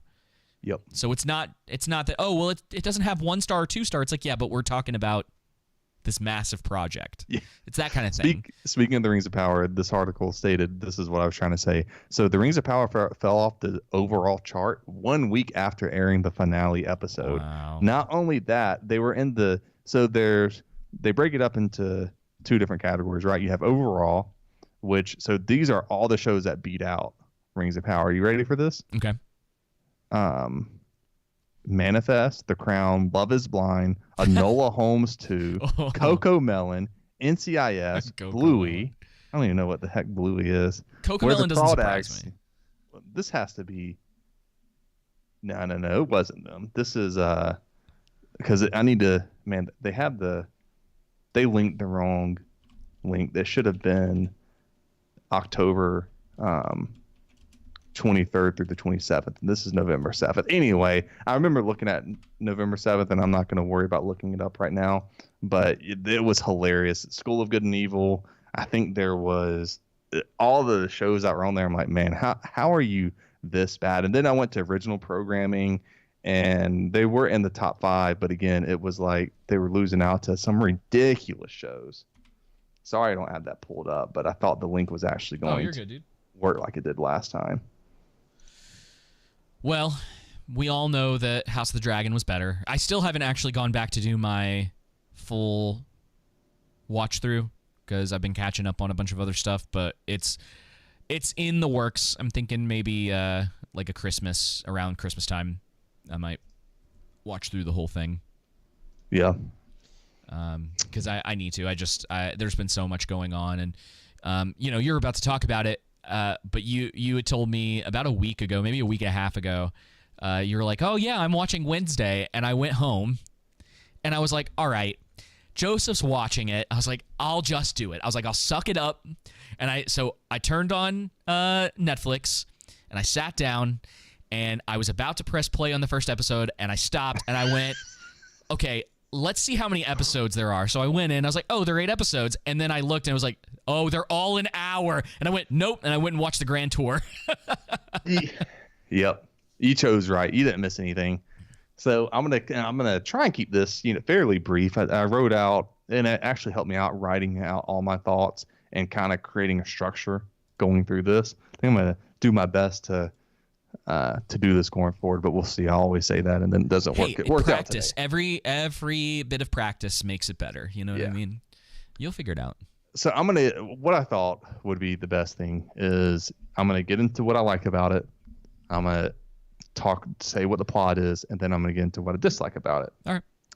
I'm out the gate. I may ask you questions in between all of this. That's fine. Okay. Out the gate, I'm gonna say what we always say. Just because we don't like something doesn't mean you can't enjoy it. It's just about realizing the flaws of something. And again, I say it all the time. I enjoyed The Hobbit, but I also understand and realize the flaws, and there are parts in it that I get bored by because there are bad parts in the movie that make it the movies, I should say, to where it's overbloated, the writing isn't there, and so on and so forth. So again, you can still enjoy something while acknowledging what's bad about it, right? The flaws. And so feel free to enjoy this. It just did not work for me. And this is the other thing I was going to say. I don't think they're trying to target me, but that, as we said earlier and as we said before, just because you're not the target audience, even if something's written for tweens, if it's written for kids or whoever, it still needs to have good writing. And so with all that said, I want to get into what I did like about it. So I think some, not all, but some of the casting is good. I think Jenna Ortega, her performance as Wednesday, in my opinion, stood out for me. I thought it was great. I thought she embodied the character well. Did I think it was, oh, wow, this is the most amazing performance of any actor I've ever seen? No. But as far as the show is concerned, it's in my opinion, one of the standout performances. The other one, because I like that Wednesday doesn't care about her family history at all, and I think it worked within what they were trying to do. Gwendolyn Christie's performance as the principal was my other favorite character. I forgot she was in it. Yeah, she did a great job. And I think I'm going to stop here. Spoilers. I'm going to spoil this thing. If you don't want to hear any spoilers at this point, then, cut it off here. Watch it. So far, the poll that I put out of will you watch Wednesday is 100% no. So that's hilarious. But did you do that in our community? Oh no. Okay. Well, I'm gonna click yes because I already have. I'm not allowed to vote, so. But so her performance was good. I think they killed her off though. Them killing her off, in my opinion, was a bad decision. Gwendolyn Christie. Yep. Well, dude, it's par for the course with her, unfortunately. Except with Game of Thrones. And she made her performance maybe better than Jenna's. But I really like Gwendolyn Christie as an actress. Bringing Christina Ricci, who played Wednesday in the Wednesday. That's that Southern coming out of me. Wednesday in the 90s movie, I thought was a cool, throwback to it. So she's in it. Yeah, I guess that. Yeah, she's in it as a new character, though, obviously. And I thought there were some good throwbacks to the previous movies in the show and the show, I should say, around the Addams family, such as a snapping. That's an easy thing, though. You're not going to really get that many bonus points for me for that. But again, trying to find positives here.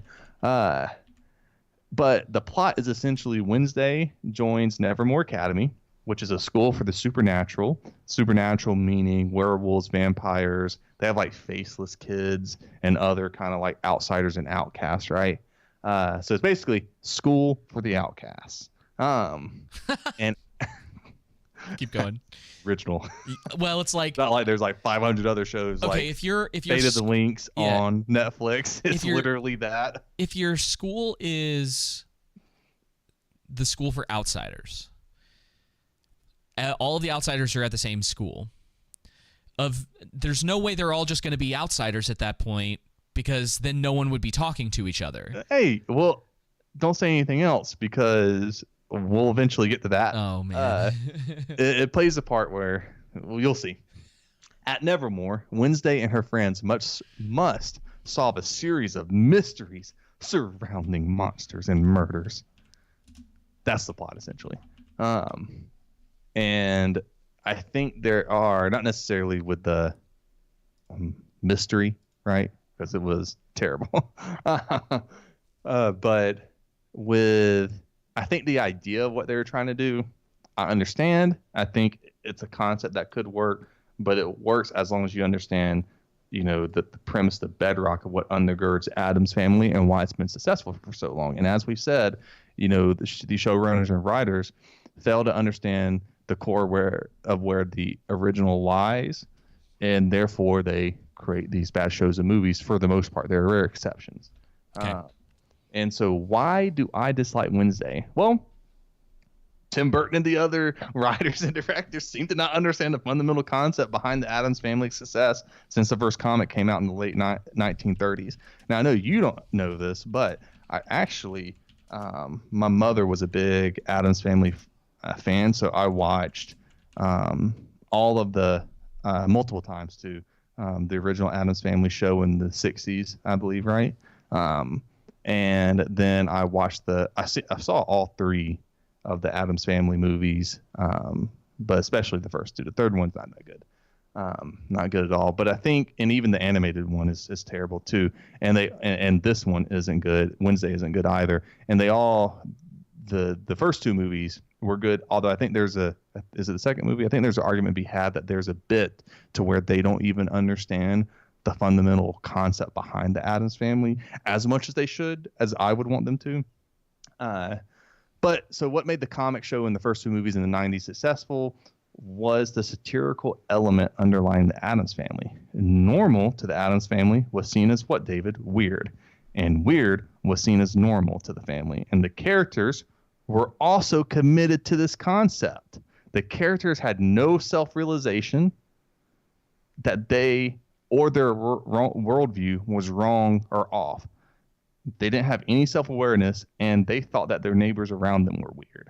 And of course, as we're watching as an audience, we know differently, and that's what makes it so comical, right? So, when you have Wednesday wanting to torture Pugsley for whatever reason, or, whatever. So when, I remember one episode was like the truant's officer came by and he was questioning Gomez on why the kids weren't at school, and Gomez replied, well, they're 6 years old or whatever. What are they going to do? And the truant's officer says something, and it's like, well, you don't want them stupid when they're 20. Says something about 26, and then Gomez says, "Perfect, they can go to school when they're 26 or whatnot." Okay, so hang on, you're losing me a little bit, but okay. Who's Gomez? So Gomez is the father of the Addams Family. I apologize. So you have Morticia. Okay. Yeah. You have Morticia, who's the mother. Gomez, is the father. Uncle Fester. You have the hand. Right.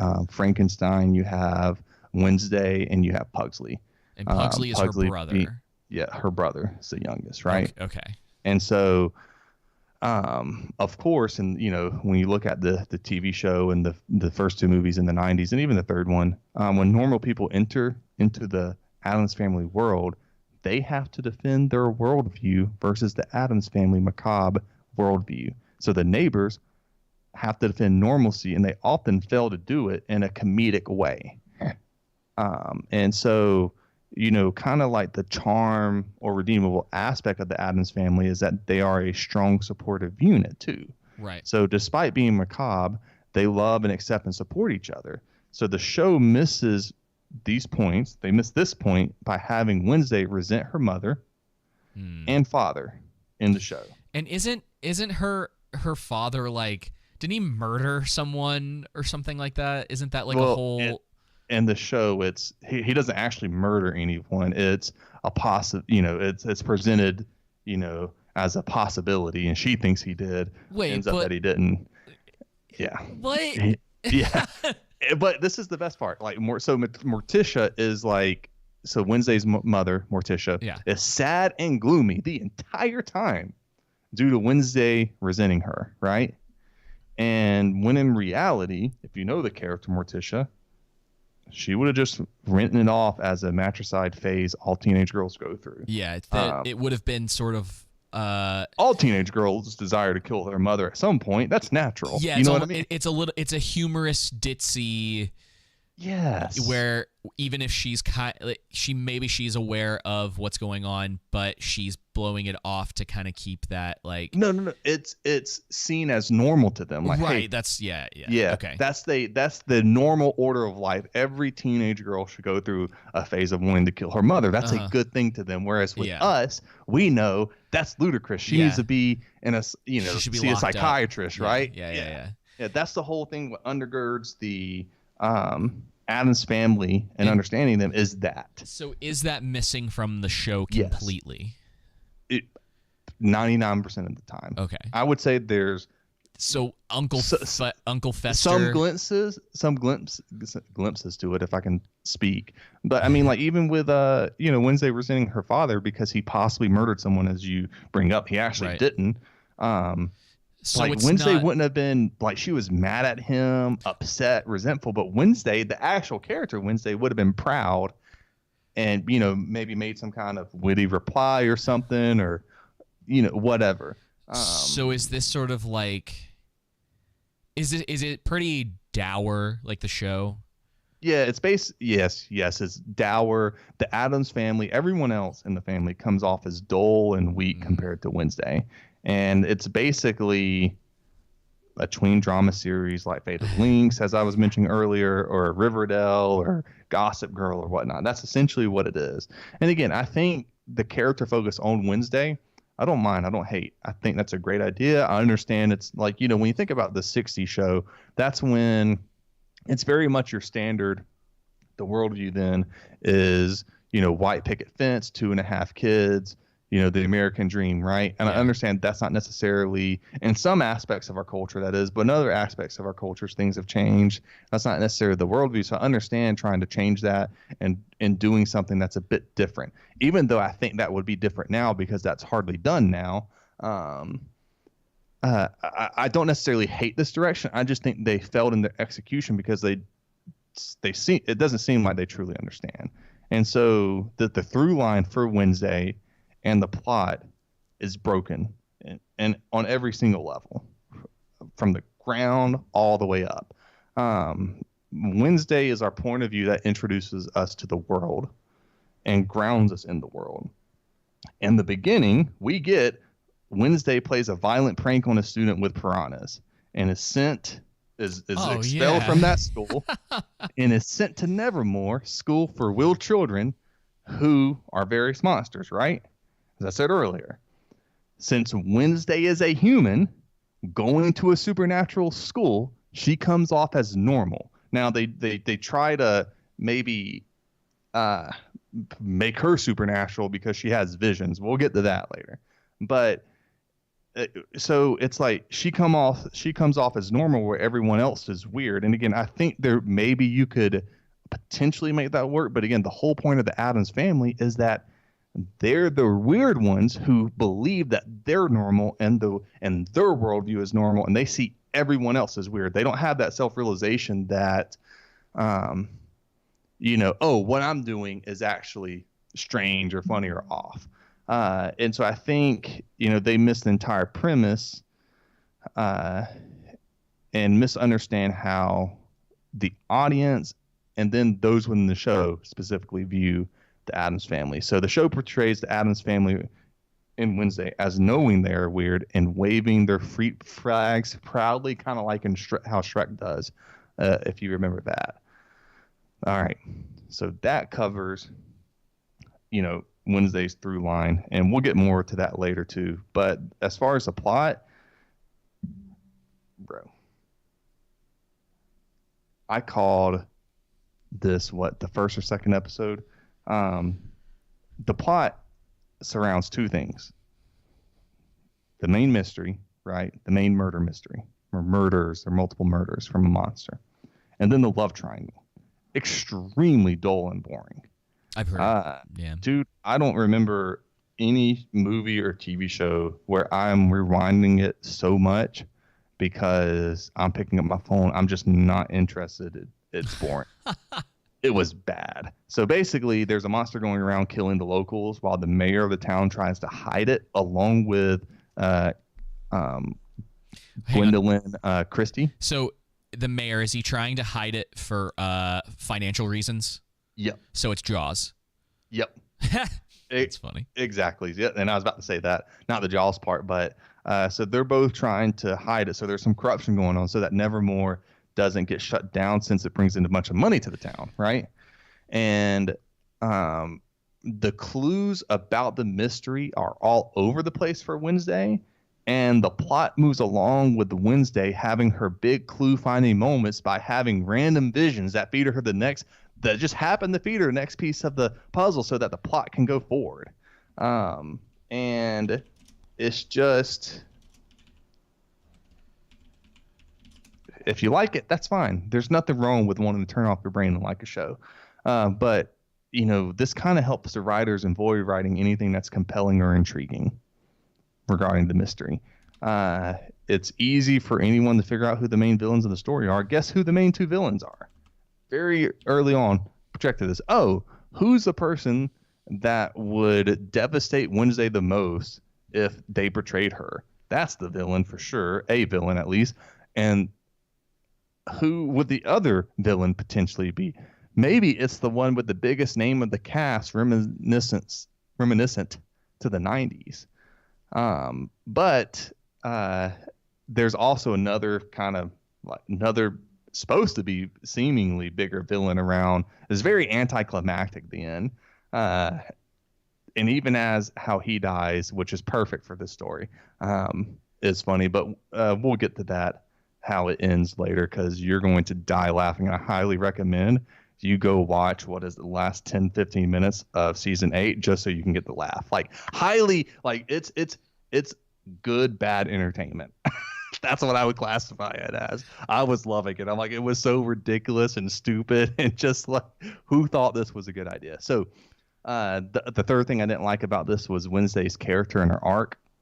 So sorry, I was just checking the troll room out, seeing what was going on. So Wednesday is a character that doesn't care for those around her. If you watch any of the Addams Family, we all know that. She has a proclivity for torture, and as I've repeated myself, she doesn't know she is strange, but views others as strange. In this story, she begins by investigating mysteries that don't concern her at all. Nothing. They aren't centered around her, and she seemingly, again, you get in that first episode, her putting piranhas in the pool to,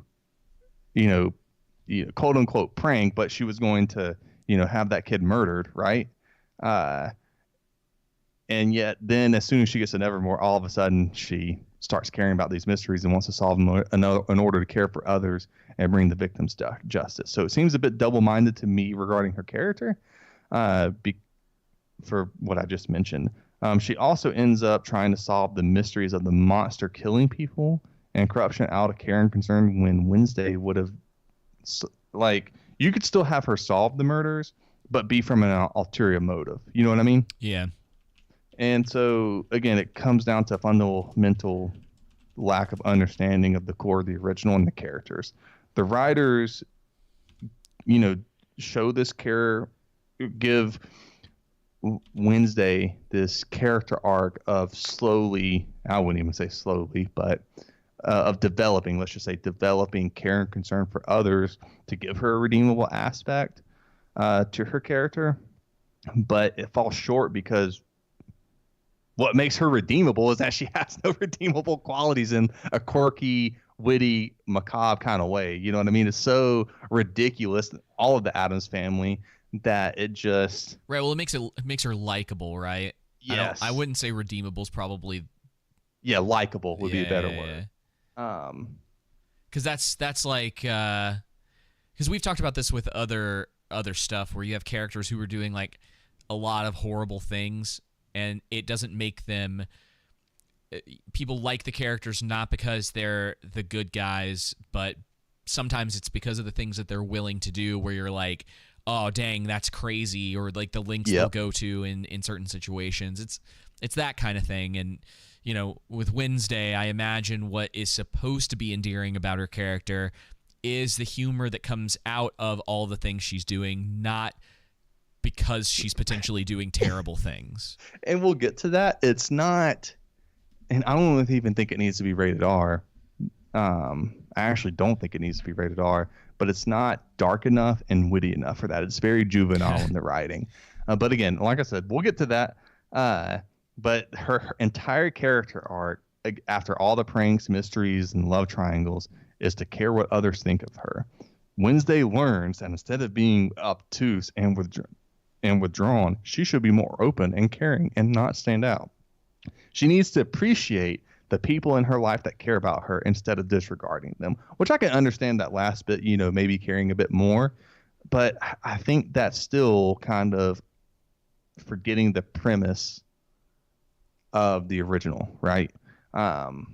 And so basically she needs to be like all the other kids. And my whole point in bringing that up is that if her morals line up exactly with the other kids, then what's the point of her character? You know what I mean? Because that's not the point of the Addams Family. They have different morals. And again, I go back to, you know, we know their morals are wrong. It's outlandishly wrong in a comedic way how macabre they are and everything. Yet they see themselves as normal and others as strange. And so that kind of grew into that success, right? Like when Pugsley, for example, in the show in the 60s, wanted to be a Boy Scout. Morticia and Gomez had a psychiatrist come over because they were concerned about him wanting to go camping. And so, you know, things like that.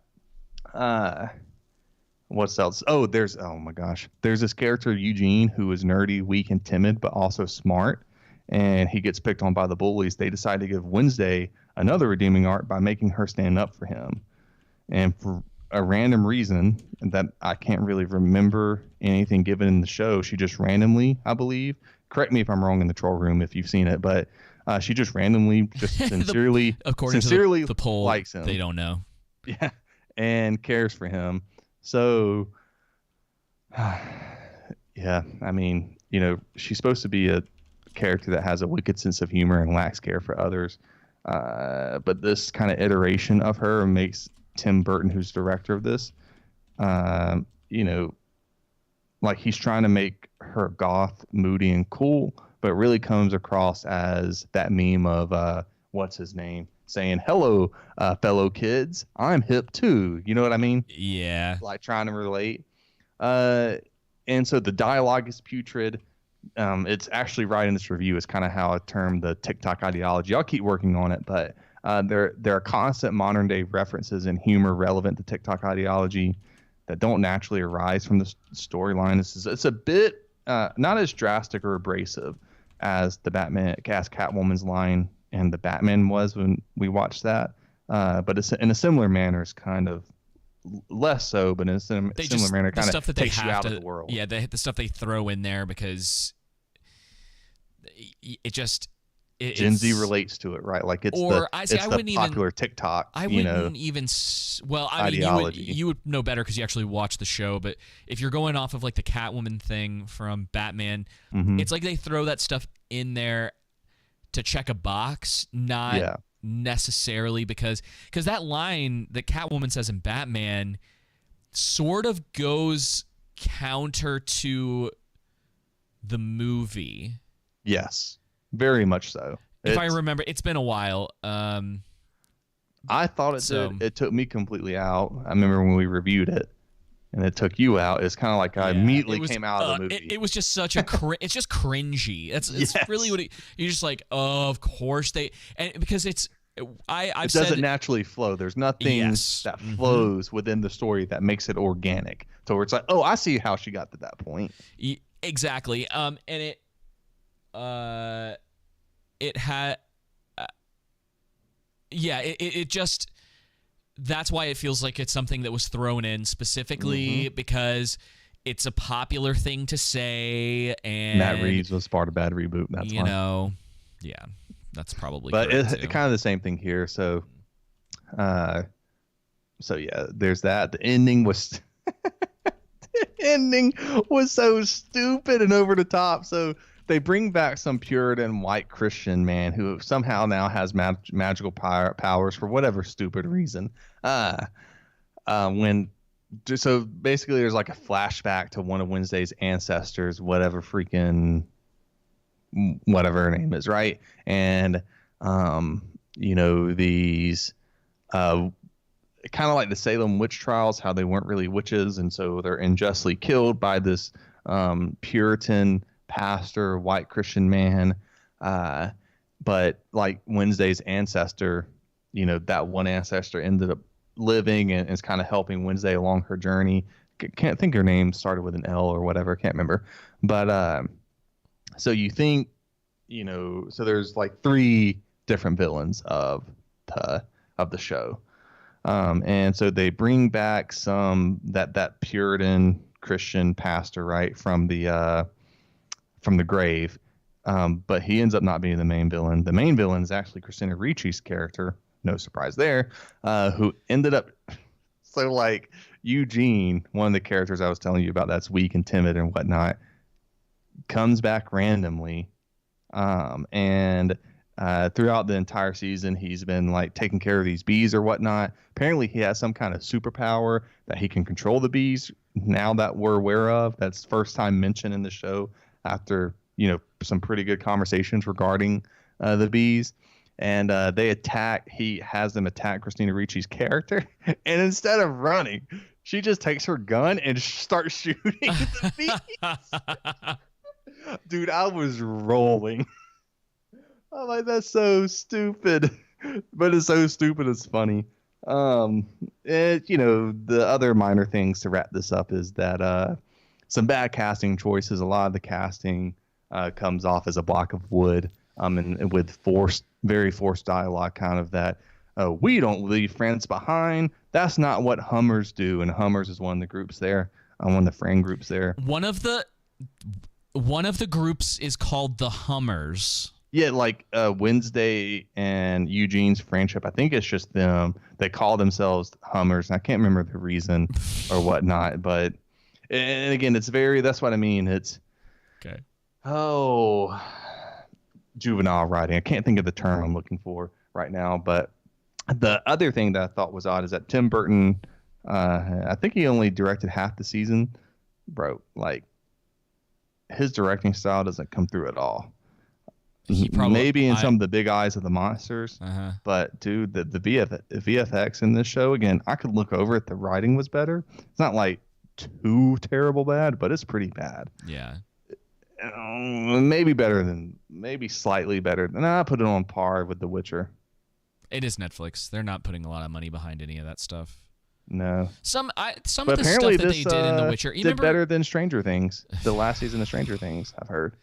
Yeah. So it's definitely going to get a season 2. Remember what we were talking about, people lying about numbers? I just don't believe it. I'm sorry. So Jenna in the troll room said that I fell asleep trying to watch it. I literally. Oh no, are you talking about Andor instead of? Okay. I was about to say I fell asleep watching Wednesday. You keep forgetting that the poll says, "Will you watch Wednesday?" Is no at 75% and yes at 25%, and you're the only person that said yes. I actually did fall asleep watching Wednesday. I was asking the troll room what they were currently watching. Out of curiosity. So yeah, overall bad. let me know if you think different. I just don't get, other than the acting performances of Jenna and Gwendolyn Christie, I just don't really see what's to like about the show. It's the aesthetic. Much. Yeah, the aesthetic. That's what the dancing was nice, but even her love interests, their acting is bad. I've seen people criticize Jenna's performance, and while I don't necessarily, think that all the criticisms are wrong regarding her performance, I think it's less to do with her ability, and because I still think she did fantastic in my opinion. Embodying the character. I think it's more to do with the directing and the writing and stuff like that. An actor is only ever going to be as good, for the most part, generally speaking, as the writing. You haven't seen Bodies yet. Well, the writing wasn't good in that, was it, David? No, but that wasn't. The acting wasn't either. There's some really bad lines in Wednesday that make it's like so cringy. Yeah. But again, I'm not the target audience. I'm not, 12 years old. I think that's their target audience. I'll tell you what I know of this show. So it's that dance from prom or whatever that was. Mm-hmm. And also everyone in a conversation about the sexualization of a minor, even though Jenna Ortega is like 24, 25, something like that. But obviously she's portrayed as, a young girl in this show. And then other than that, it's everyone else who is now in love with actual Jenna Ortega because they realize that she's attractive in real life. I guess I'm not going to speak to the Wednesday thing because that might just be a difference in perspective with the whole her aesthetic in the show. But yeah, so that's kind of all I hear about it. Like no one so far from what I've seen, no one's like, yes, this show is excellent because it's well written and the characters are great and the storyline is great and we love these things. It's mostly an aesthetic thing. And they're into the whole like goth girl, like that whole whatever. Yeah, no surprise. Yeah. It's quite hilarious that the literal, supposedly one of the main villains, like the whole, mystery from the early beginning to later on is surrounding is a white Christian male pastor. Yeah. Didn't seem along again in the context of everything else I was talking about regarding the writing. Not like that can't be a thing. It's just everything else was so very cookie cutter with the boxes being checked. You know what I mean? Yep. All right. Well, did you want to say anything else about it? I'm never going to watch it at this point. You've told me you have not made it sound any more. In fact, I think you've made it sound worse than I was originally thinking. Yeah, don't waste your time. I'm glad I did it. I don't like it. If other people liked it, great. I'm glad for you. But I will recommend the Grand Tour if anyone wants to go watch that. Oh, and here's why. So something I guess I'm a little maybe I'm being a little soft on Amazon for this, but I have to give them a little bit of credit for picking up the original Top Gear guys and giving them their own show. Great move. Amazon has made obviously a lot of missteps, and they haven't exactly made a lot of fans with the whole Lord of the Rings thing. But it reminded me of a better time when they actually did something like I won't go through the whole scenario with that, but it's a good note for us to end on, I think. There was a time when companies actually listened to fans. Right. And so there was a show that was very popular in Britain, and it made its way over to the U.S. called Top Gear. There were 15 seasons with these three guys who essentially did somewhat of you could almost call it a comedy show. They were just humorous more than anything. And they talked about cars at the same time. And so even for people who could care less about cars, like my mother, for instance, she has no real interest in, fancy Porsches and Ferraris and, that kind of stuff. But the show reached out to a lot of different people because there was more to it than just some old dudes talking about Ferraris. So one of the guys, Jeremy, got in trouble for some colorful opinions that he had a few years ago. He was one of the first people you could say that got canceled in sort of the mainstream. And so after 2015, the BBC cut his contract, and his two friends who were part of the show with him left with him. And so everyone was like, oh man, I guess Top Gear is over. Well, the BBC tried to pull this move where they replaced the three of them. Now, you got to remember, Joseph, we're talking about somewhere, I think longer. So there were 15 series, but I think it was longer than 15 years that they had been on the air. Yeah. And so people were very upset by this move. This move, right, that the BBC pulled, doesn't that sort of sound like what a lot of these other companies have done in recent years, kind of being scummy about the way that they've handled fan bases, right? Well, Amazon saw an opportunity, because let's be real, like money is a driving force. But they saw an opportunity to do something with this. So that not only did they pick up these guys and give them their own show, which was basically Top Gear with a different name, but the beginning of the first episode is such a middle finger to the BBC. It is funny. It's hilarious because like Jeremy's like leaving the BBC. He's handing in his badge. It's raining, but then they start playing that song. It's like it's going to be a bright and sunshiny day or whatever. Yeah. And so like the three of them are in these really nice cars driving through Nevada, and then like all of these different like classic cars and stuff are coming up behind them, and they basically have like a big festival out in the middle of the desert as this like celebration of the return of these guys. I mean, you're talking about the kind of fan service. It's the kind of thing you don't see anymore. Like it was a rare moment in time, and I would say House of the Dragon might also be similar in the way that things were handled. Obviously, it's different, but when companies actually understand the fan base, when they know what they need to do to get people involved, like what made, for instance, Top Gear work, right? And they replicate that, they're going to bring over this big audience. You're going to have people who maybe didn't even have Prime at the time, and they're going to sign up for Prime because they're like, I love these guys. They've got a new show that's coming out.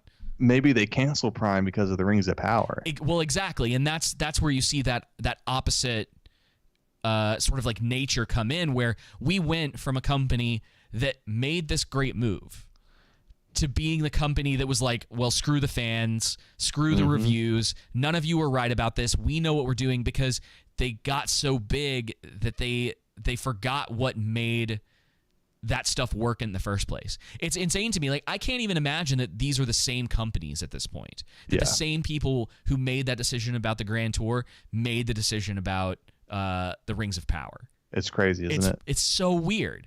But yeah, it's kind of this. That show's hilarious too. Man, that's why you don't hire anyone from the bad robot. Right.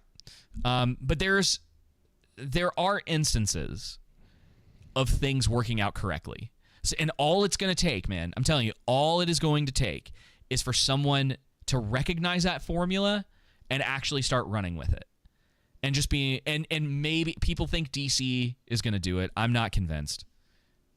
But maybe somebody's going to. Maybe somebody's going to push to finally be like, it just has to start somewhere. It has to start with some franchise where people are like, thank you for actually respecting what this is supposed to be. So we'll see. I don't know. Yep. All right. Well, on that note, thank you all so much for joining us for episode 121 of The Underground. We will be back next week live, 7:30 Eastern, hopefully, depending on my work schedule. The plan is for it to be 7:30. But until then, y'all take it easy. See ya. Yeah. Yeah, and I'm gonna get out some shorts this week too for good old YouTube. Dude, I'm telling you, I think I think who was it, Jenna, bringing up, and you were talking about YouTube hating us, or how she was talking about how she didn't notice our stream or whatnot. Yeah. And you were saying YouTube hates us. I've been looking at our numbers, and all of our numbers on most of our shorts and even our videos, I want to say, if I remember correctly, are up. Like, I'll just pull up the last one we have. The views, the average percentage views, the likes. When you go to video analytics, everything's up, which would mean like trending in a way to where it should have blown up.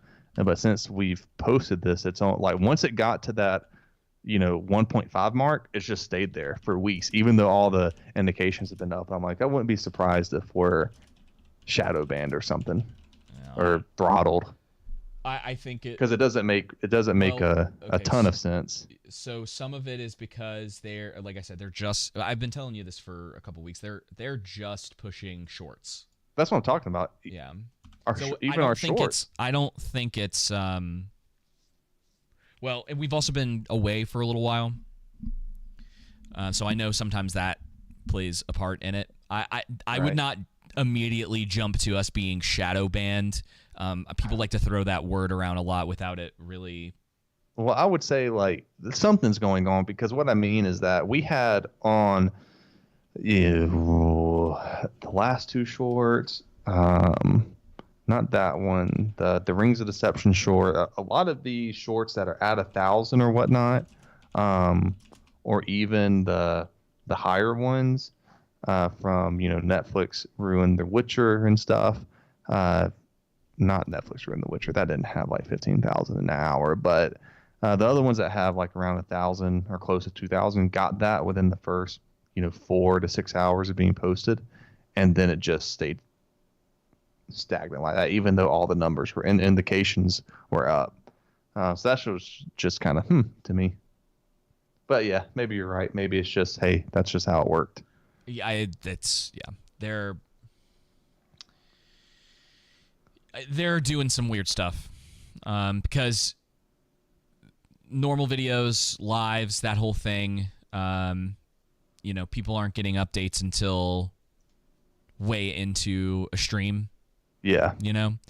And there's stuff that I'm going to take a guess, like a wild guess, that over the next couple of weeks, as we continue to do live streams on Mondays, some of these problems are going to resolve themselves, right? Because we've been more consistent. Yeah. And I'm gonna be putting out some more shorts, and we're at, we're what, less than 70 away from about 62 away from 6,000 subs on YouTube. So that's not bad considering this time last year. You know how many we had? Do you remember? It wasn't very much. Less than 100. I think it was less than 50. Yeah, because it wasn't till that Witcher video, I think, that we finally crossed 100. Which was literally December 31st and January 1st and 2nd, like right around in there in the 3rd. Yeah. Because that's when I went on vacay, and I specifically remember because you texted me. Yeah, I can actually tell you. Give me a second. Sorry, y'all. It's got my brain warped. Yeah, just fried right now. Let's see. I think I can look back that far. But considering that we haven't been active in 3 weeks, we've been still getting some good views on our channel. That's one of the good things about YouTube that I do like, that I think a lot of these other platforms could pick up. It's more evergreen. Yeah. Oh, am I not logged into... I've been looking at... Why is it not Twitter too. Uh-huh. Maybe getting Twitter Blue and start posting on there regularly. But it's like, do I really want to pay $11 for that? But it kind of like, it lets you rocket to the top of like replies and mentions and search. You get to post longer videos too on top of that. So it's basically, I think one of the ideas is that they're going to be trying to compete with YouTube as far as like with longer form content. So you can get Twitter Blue for the web, which is like $8 a month, whereas on like iOS it would be $11 a month. Right. But it kind of like lets your stuff like your gives you better reach. That's what it says. And just, for us, I was thinking like maybe, I mean, it's only $8. I was trying to see if I could look back.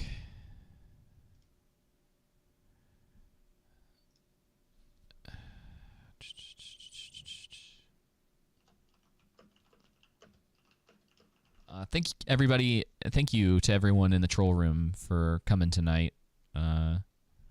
We will be here every Monday. And at some point, I'm going to have a friend on, and we're going to talk about God of War Ragnarok. Don't lie. You don't have any friends. I have friends. I don't know if you can see this, but I got some plushies in the mail this week. Wait, where's my camera? Augustus type. Oh, yeah, I do see it. Hey, that looks just like Jake. Are we going to talk about Willow? Oh, yes. Just like the Rings of Power and The Witcher and all that stuff, they're interchangeable. Apparently, Willow is very gay. Oh, man. I mean, I know we're gonna do Blood Origin. Yes, that comes out in about 2 weeks. This is the hard thing for us, just to let those in the troll room know. And we're not complaining. This is not a complaint at all. It's hard to get to everything because we both have full-time jobs. Yeah. I've had personal issues that have been going on for the past while. I tell everyone it's family issues. Yeah, it's family issues. It's not personal issues with me. It's family issues. And that I've been having to handle for the past while. And hopefully that's all in the clear now. Yeah. But we both, with our jobs and the work schedule and everything, and then along with everything else, when you talk about church and stuff like that too, it's hard to get to a point of watching everything. Even though we would love to. If this was our full-time job, that's why value for value is important. Augustus, Tiberius, if the value for value system was there to where we could make this our full-time job, then yes, we would be reviewing all of these shows because we would have the time to. Not all of these maybe shows, not but all of them, but more of them. Joseph's still writing those checks. Yeah. A lot of them, yes, for sure. And we would be, we would be doing more. Yes. That's a better way to put it. We would be doing more than what we're able to do now. But I'm working, well, as long as the weather isn't the weather up here has been terrible recently, but yeah, it's like 10-hour days. I mean, that's like pretty typical for me at this point. Welcome to my life. Yeah, well, it's fine because I get welcome to the construction industry. Yeah, I mean, I get overtime for it, so it's like it's not a bad deal. And I mean, I generally, it's why I was telling you like. I got off early today because we're doing some. I say early, it really wasn't early. No, I know what you mean. But we work at 10 hours days when you get off on time, you're like, I got off early today. Yeah, exactly. But my bosses, I guess. They were rearranging the studio, so the computer that I generally upload to was just unplugged and sitting in a corner. And I was like, I was like, so I'm not doing that today. And then one of them was like, nah, we'll just do it in the morning. So I was like, all right, that's fine with me. So that's yeah, funny. Yeah. But yeah, that value for value, when those donations get there and we can do this full time, they get to a point to where we can take. It really had to get to a point because neither one of us would be able to quit our jobs without it getting to the point of it becoming full-time donation-wise. Once it got to that point, then yeah, we could do a lot more, like covering Willow, for example. The problem is looking at Willow, it didn't seem like one of those shows that interests us. And although we want to like review things that are relevant and popular. We also want to review things that we think we're going to like as well. We don't always want to be kind of in the thick of it and sludging through TV shows and movies. I don't know, Augustus Tiberius, did you like it? Have you seen it? Can you put in a good word? Because if you can, then maybe we'll watch it. But we got The Witcher Blood Origin coming up, and potentially Avatar, potentially not this week, but potentially. Gonna watch definitely. I want to watch Pinocchio, just because of Guillermo del Toro. Listen, if you guys, I say you guys, but when the channel starts doing better, there's like all sorts of stuff that Joseph's gonna end up having to watch. That he's like, I'm not watching bodies. And he's gonna have to, because I need somebody. I mean, I'll bring MCG in, and he and I can go through it, but. David kind of knows that I don't watch horror movies. But dude, it's like it's like baby, dude. It's like Jesus, babies, and it's I like to follow his word, and David doesn't. So. It's like baby's first horror movie.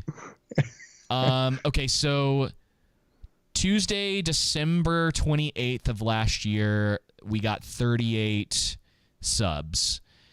That Friday, we got 55. So Tuesday was. Hang on, this is like.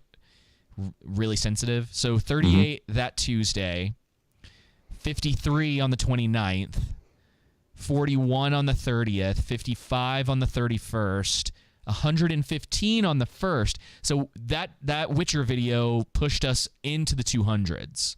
Nice. Oh, wait.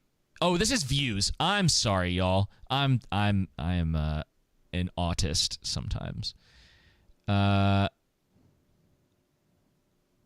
Yeah, it didn't do nothing views. for a hot minute. It didn't actually do a whole lot for our subs right away. I think it took a little while. It wasn't until February when we really started hitting some decent numbers this year. And then it was like this slow, like... No, it was... dude, we had a day that was -2. No. The views were there, and it blew up December 31st, January 1st, 2nd, and 3rd. Yeah, view-wise. Yeah, that's what I was on. I was trying to look at subs. Yeah. Subs, it took a while. It helped the subs, but it was a long process. It was over a couple months that was bringing people in. And we just snowballed onto it. That's the best advice we can give people that helped us out a bunch this past year, was once you have a successful video, snowball on that video. Yeah. We had like a couple days that were like -1s, but nothing and then worse boom. Than that. Yeah, you can really see August to November, and it was October 16th was like our highest sub day. That's cool. Look at that, 4.8 million, when like all last year. Joseph counts shorts. Shorts, as far as I'm concerned, it's like cheating at this point because the algorithm's pushing it so hard. It doesn't. Hey man, it doesn't feel. Yeah, but it doesn't. It don't feel now, real. Don't get me wrong. I tell people, this is the other thing to realize too. I'd rather have 20,000 views on one of our post-it videos than 100,000 views on one of our shorts, because you're going to get way more subs. People engaged. They're coming to you for your long form content, which is what we like to do. But because of the algorithm, we have to do shorts. Yeah. Dude, and all these copyright claims, by the way, complete bullcrap. I went through them, by the way. I know. And fair use. 100%. Okay, listen. And you Amazon hates us. No, you just need to understand this, because this is just YouTube life. It does not matter whether it's actually fair use or not. They don't care. Yeah. Like, they actually don't care. It's like, because I've tried getting stuff undone, and they'll just be like, nah. Or the better one is that they just ignore it. And after 30 days, if your claim doesn't ever get taken care of, it just stays that way. So it's like the whole experience is not pushed in our direction, right? Yeah. So we don't get the benefit of the doubt. We don't get any of that kind of stuff. Right. And to be honest, if shorts, for whatever reason, were like making us money, I'd probably care a little bit more. Yeah.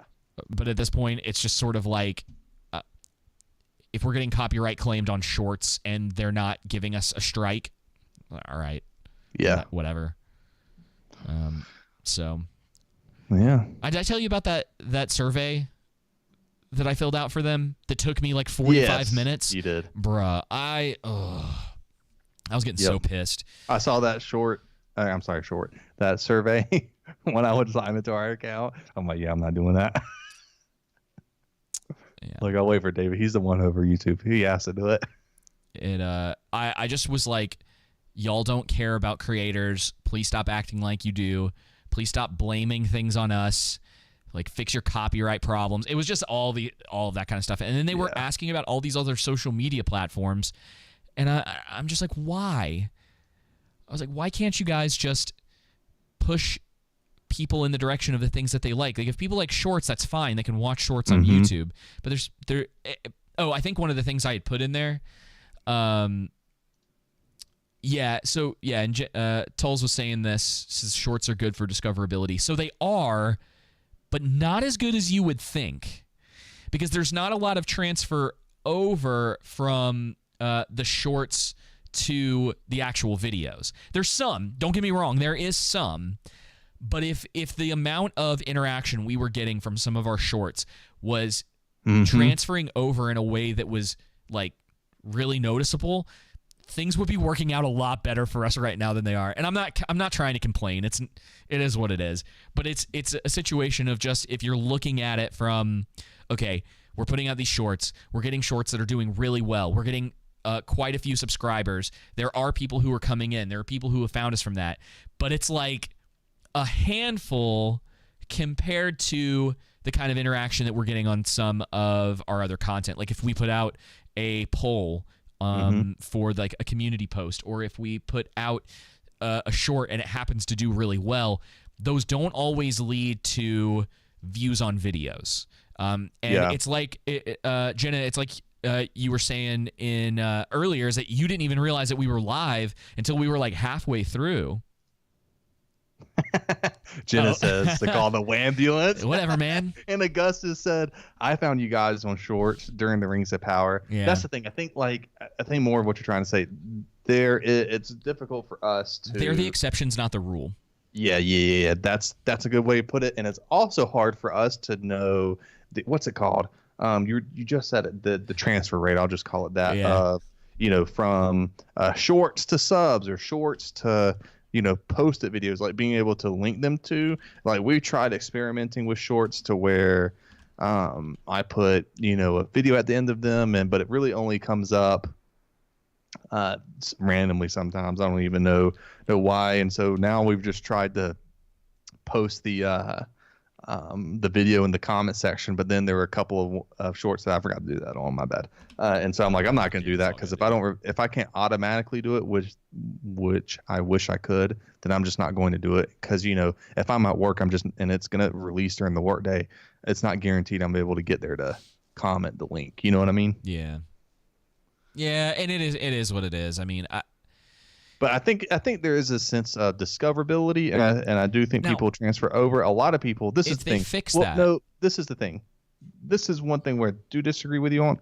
A lot of people follow content creators specifically only for their shorts and not for the long-term content. But that doesn't necessarily, at least right now, know YouTube's going to implement their whole thing this after January 22nd, I believe, or January 12th, regarding getting paid for shorts.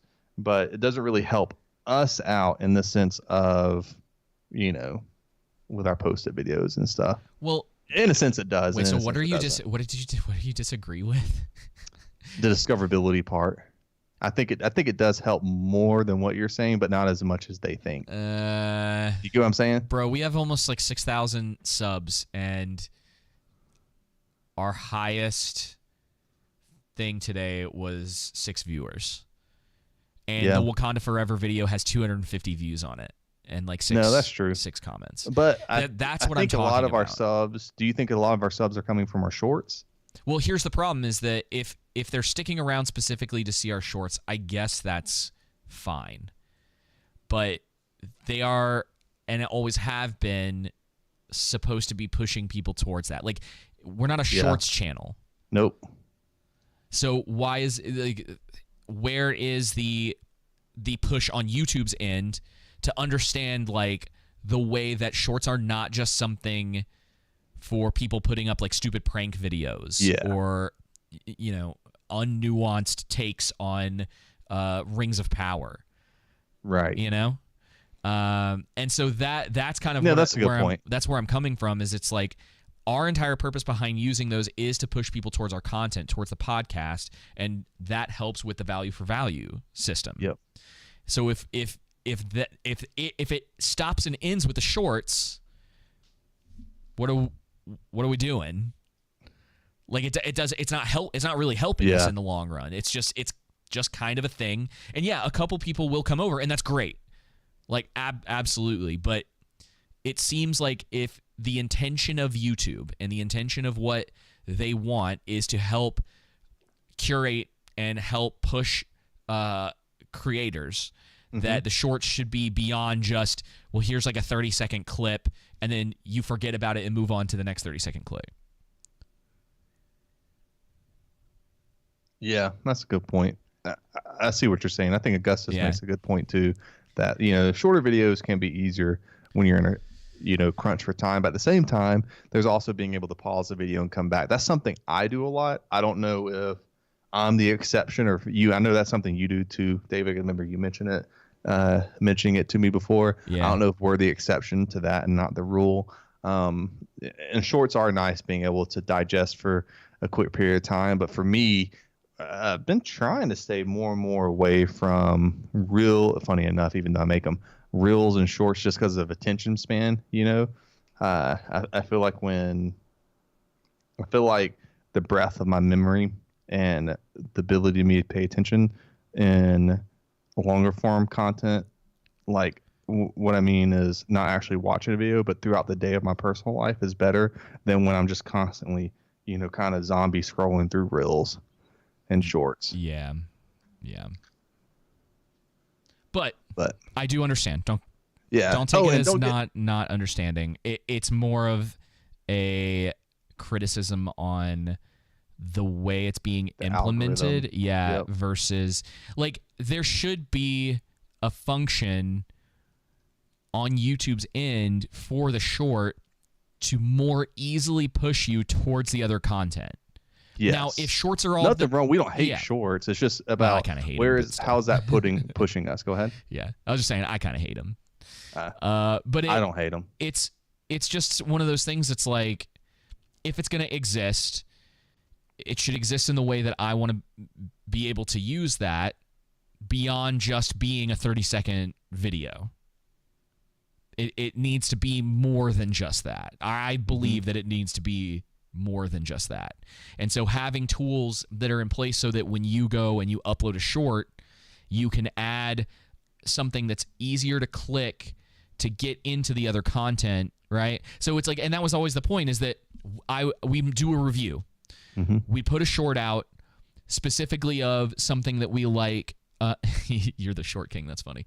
The shorts king. A section, David.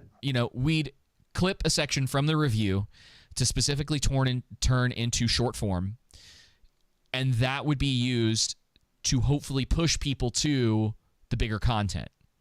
So now the problem has become everyone is consuming short form content when what our stuff was supposed to be was like ads for our actual content. Yep. And that's that's why I hate shorts. That's why I hate the short form stuff, because it's not fully developed. It's pieces of a whole. So I think I'm hoping, at least, I could be entirely wrong. Tell me if you disagree with this. You probably will. I think YouTube's eventually going, I'm hoping at least, maybe I'm wrong, but I think they're eventually at least going to realize that slither of information and at least try and start pushing people from shorts to longer form content, because that longer form content keeps people on the app longer. But you know, for us, one of the things we talked about is once we get to the point, and we think we feasibly can get to the point to where we qualify for the YouTube partnership program regarding shorts, and then we monetize that content, but we keep our long form content, you know, ad free. Yeah. Oh, I'll put ads on shorts. I don't give a crap about that. Yeah. Because again, that's where we want to. So the thing with us is we'll monetize the people that don't like our channel. That's fine. Yeah. One of the things with us is that we want to be able to have conversations and not necessarily be like, "You're stupid for liking this show." Like, you can't like Wednesday. You can like it. I want to be able to have a good conversation, and let's try and come to. Let's try and have a genuine discussion about what works and what doesn't. Yeah. And where it falls. You know what I mean? Yeah. But not necessarily, you know, personally attacking people like some others do. All right, guys. Well, I got to get out of here. Thanks for the continued conversation afterwards. Yes. Let's see. So we'll keep doing Monday streams for a little while, and then at some point, I've got one more trophy to get. Genitals, you'll appreciate this. I got one more trophy to get in God of War Ragnarok. I got to beat Groa.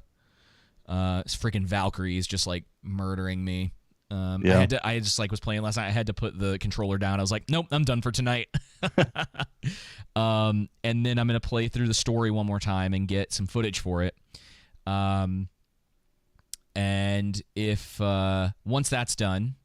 And Joseph, of course, you are more than willing to join us if you want to like take a look at the story. If you know go through some stuff ahead of time, and Justin and I are gonna go through the game and just like have a general discussion about it. And I'm gonna use like the gameplay, like the footage that I get on a second playthrough as sort of like the guideline for it, the same way that we've done with movies and TV shows in the past, and sort of work our way through it that way. Yeah, the EFAT for that was really good. I'm only about halfway through part 1. So ours will not be that long. It's not going to happen. Again, time is a big problem. And we're not them, and so they have kind of their way of doing things, and for now ours is still going to be shorter I say, but it's like they're on a different level when it comes to that sort of thing. Jenna, you should check out the one that they just did recently if you haven't seen it, where they were talking, they were breaking down the guy who, they were breaking down a guy who was saying that it wasn't very good or something like that. It's nuts. Yeah, the one from Synthetic Man. It's crazy. That video, this guy, he like unironically was calling people bundles of sticks, and it was just there was like some like I haven't seen a video like that in a long time where someone is trying so hard to convince his audience that he's like this red-pilled Giga Chad, like he knows all these things, and then like they would just point out these random things that he was getting wrong about the game, and they'd just be like, he doesn't even know what he's saying right here. It's just complete. Dude, I don't know where they find these people sometimes. It's unreal. Yeah, it's definitely worth a watch. Anyway, I got to get out of here. So, thank you all. We will see you next Monday.